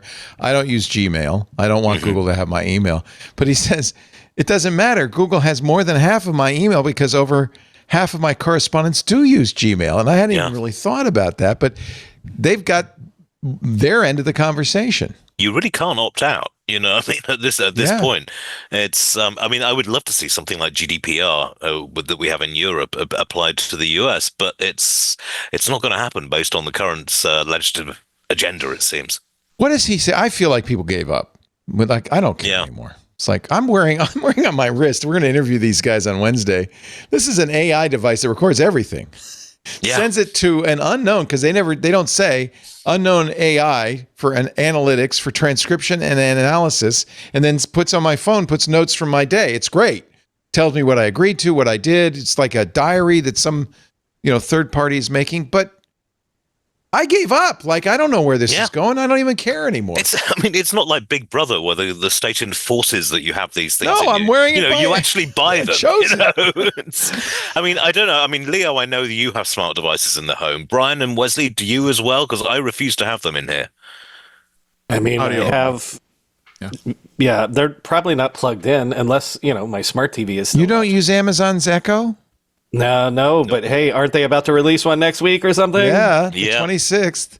Wesley, do you have an Echo or a Siri or a Google Assistant? We have the Homes from the Jeep company.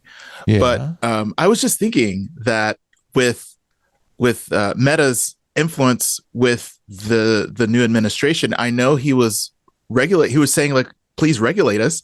So maybe he can use his influence to pass some privacy laws, because that's what he wanted, right? Yeah, I guess. But my sneaking suspicion is, yes, he wants a privacy law, but he wants one that he writes. I would prefer having the EFF write one or something. What do they call that? Regulatory capture. That's where you're big enough to survive this threat, but it'll keep all the little guys from becoming competitors, right? Mm-hmm. You're pulling up the ladder after you. And I think that's what Meta is doing. They're saying, oh, yes, please pass a privacy law.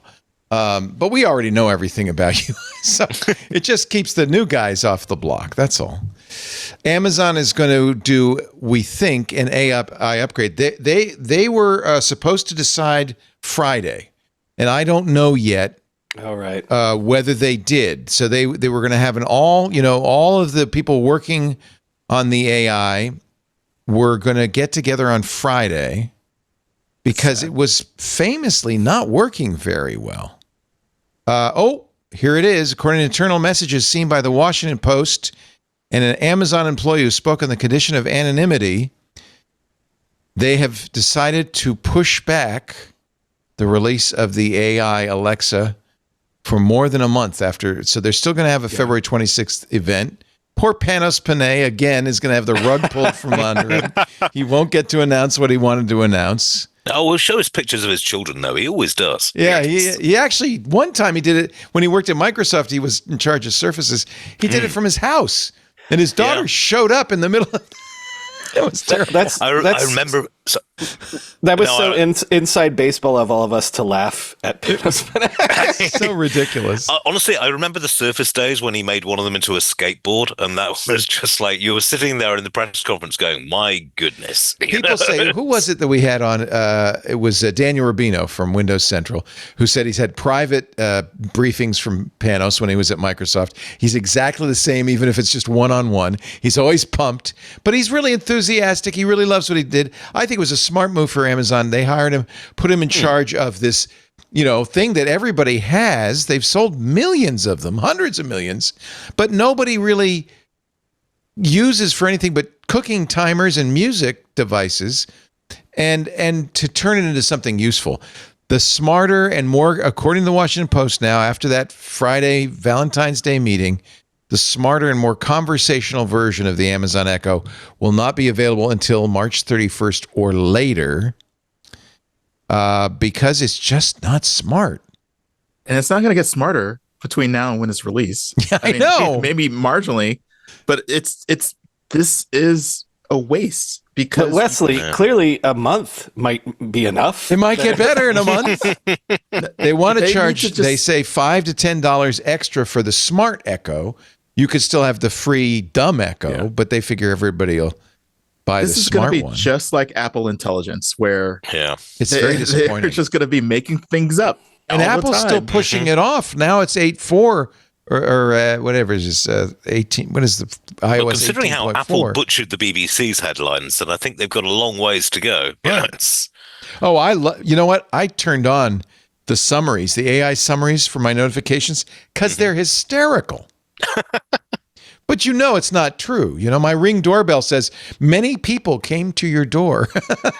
It's like it's just funny. I mean, you say that, but I mean, a friend of mine's a teacher, and this is a real problem in schools at the moment. It's like, where did you get that fact? Well, ChatGPT told me, and it's like, well, it's wrong. Well, no, it can't be because ChatGPT told me, and it's just that trust is bad. It says there was a person at your front door multiple times. It's over a period of 24 hours, probably. Anyway, it'll be like, I guess, I don't know. That's the problem. If you really want an AI to be good, it has to invade your privacy. You have to wear it on your wrist. It has to be listening to everything you say, know everything there is to. I gave it my Gmail, my calendar, my contact list. It's all in there.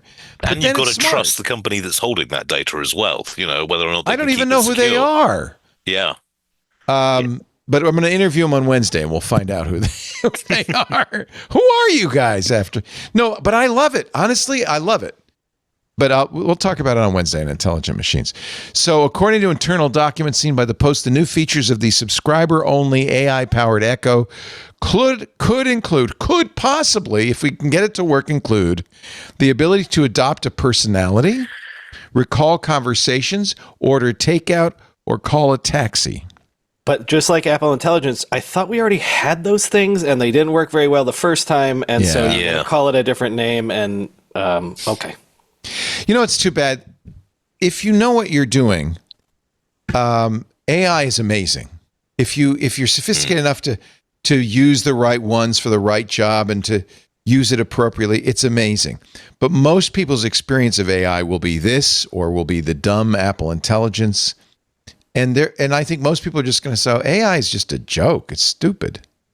Well, I mean, we're in the hype cycle curve at the moment. Right. You know, it's like when Microsoft's put 10 billion plus into this, they've got to be able to, you know, show something for it. And so, yeah, you now have to buy an AI PC and you get paying a subscription and they'll bring in some money. But yeah, I think for the general public who don't know how to use it properly, it's just an enhanced search engine at the moment, at least. Here's the only silver lining to all this. According to the Washington Post, Amazon's Echo, when asked to identify the tallest mountain peak in Alaska, says Denali. When asked what body of water borders Texas, it said the Gulf of Mexico. Maybe it's not good to be hallucinations. Clearly hallucinations. Clearly hallucinating. But you see, this is why AI. I remember when ChatGPT first came out. I was talking with a fellow journalist, and he said, you just know the publishers are going to be looking at this and saying, right, let's get rid of the journos and install AI. But AI can't break stories. AI can't interpret stuff, and it hallucinates the whole time.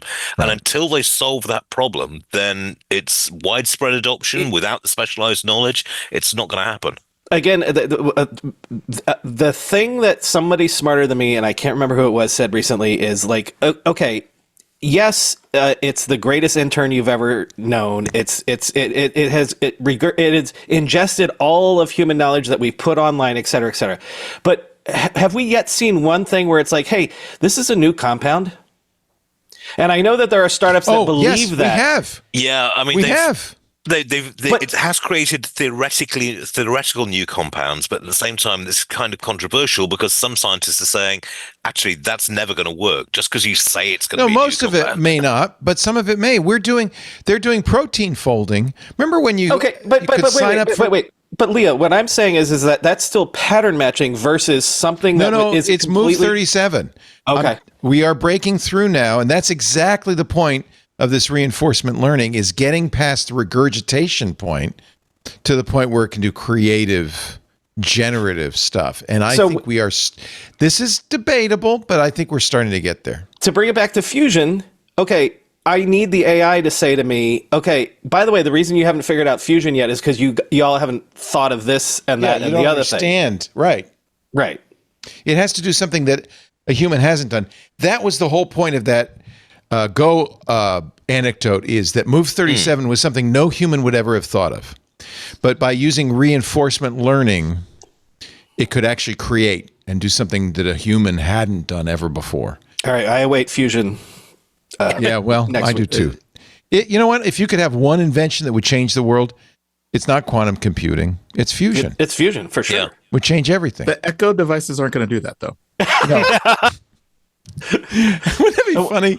Echo, how do you do fusion? Oh, I'm glad you asked. I've had that. I've been waiting for you to ask me. Wait. We're underestimating Panos Panay. Listen. Yes, he's pumped. He's going to announce it. Actually, there's one interesting thing we'll see. We've talked about Neuralink, Elon Musk's brain implant technology. Several people have had their brains implanted, and with some success. Meta has now created a device using AI that can read your mind. This is the paper from Meta. With some 80% accuracy, you can type just by thinking. I'm just going to say it could read a mind. One mind. Well, you have to start somewhere.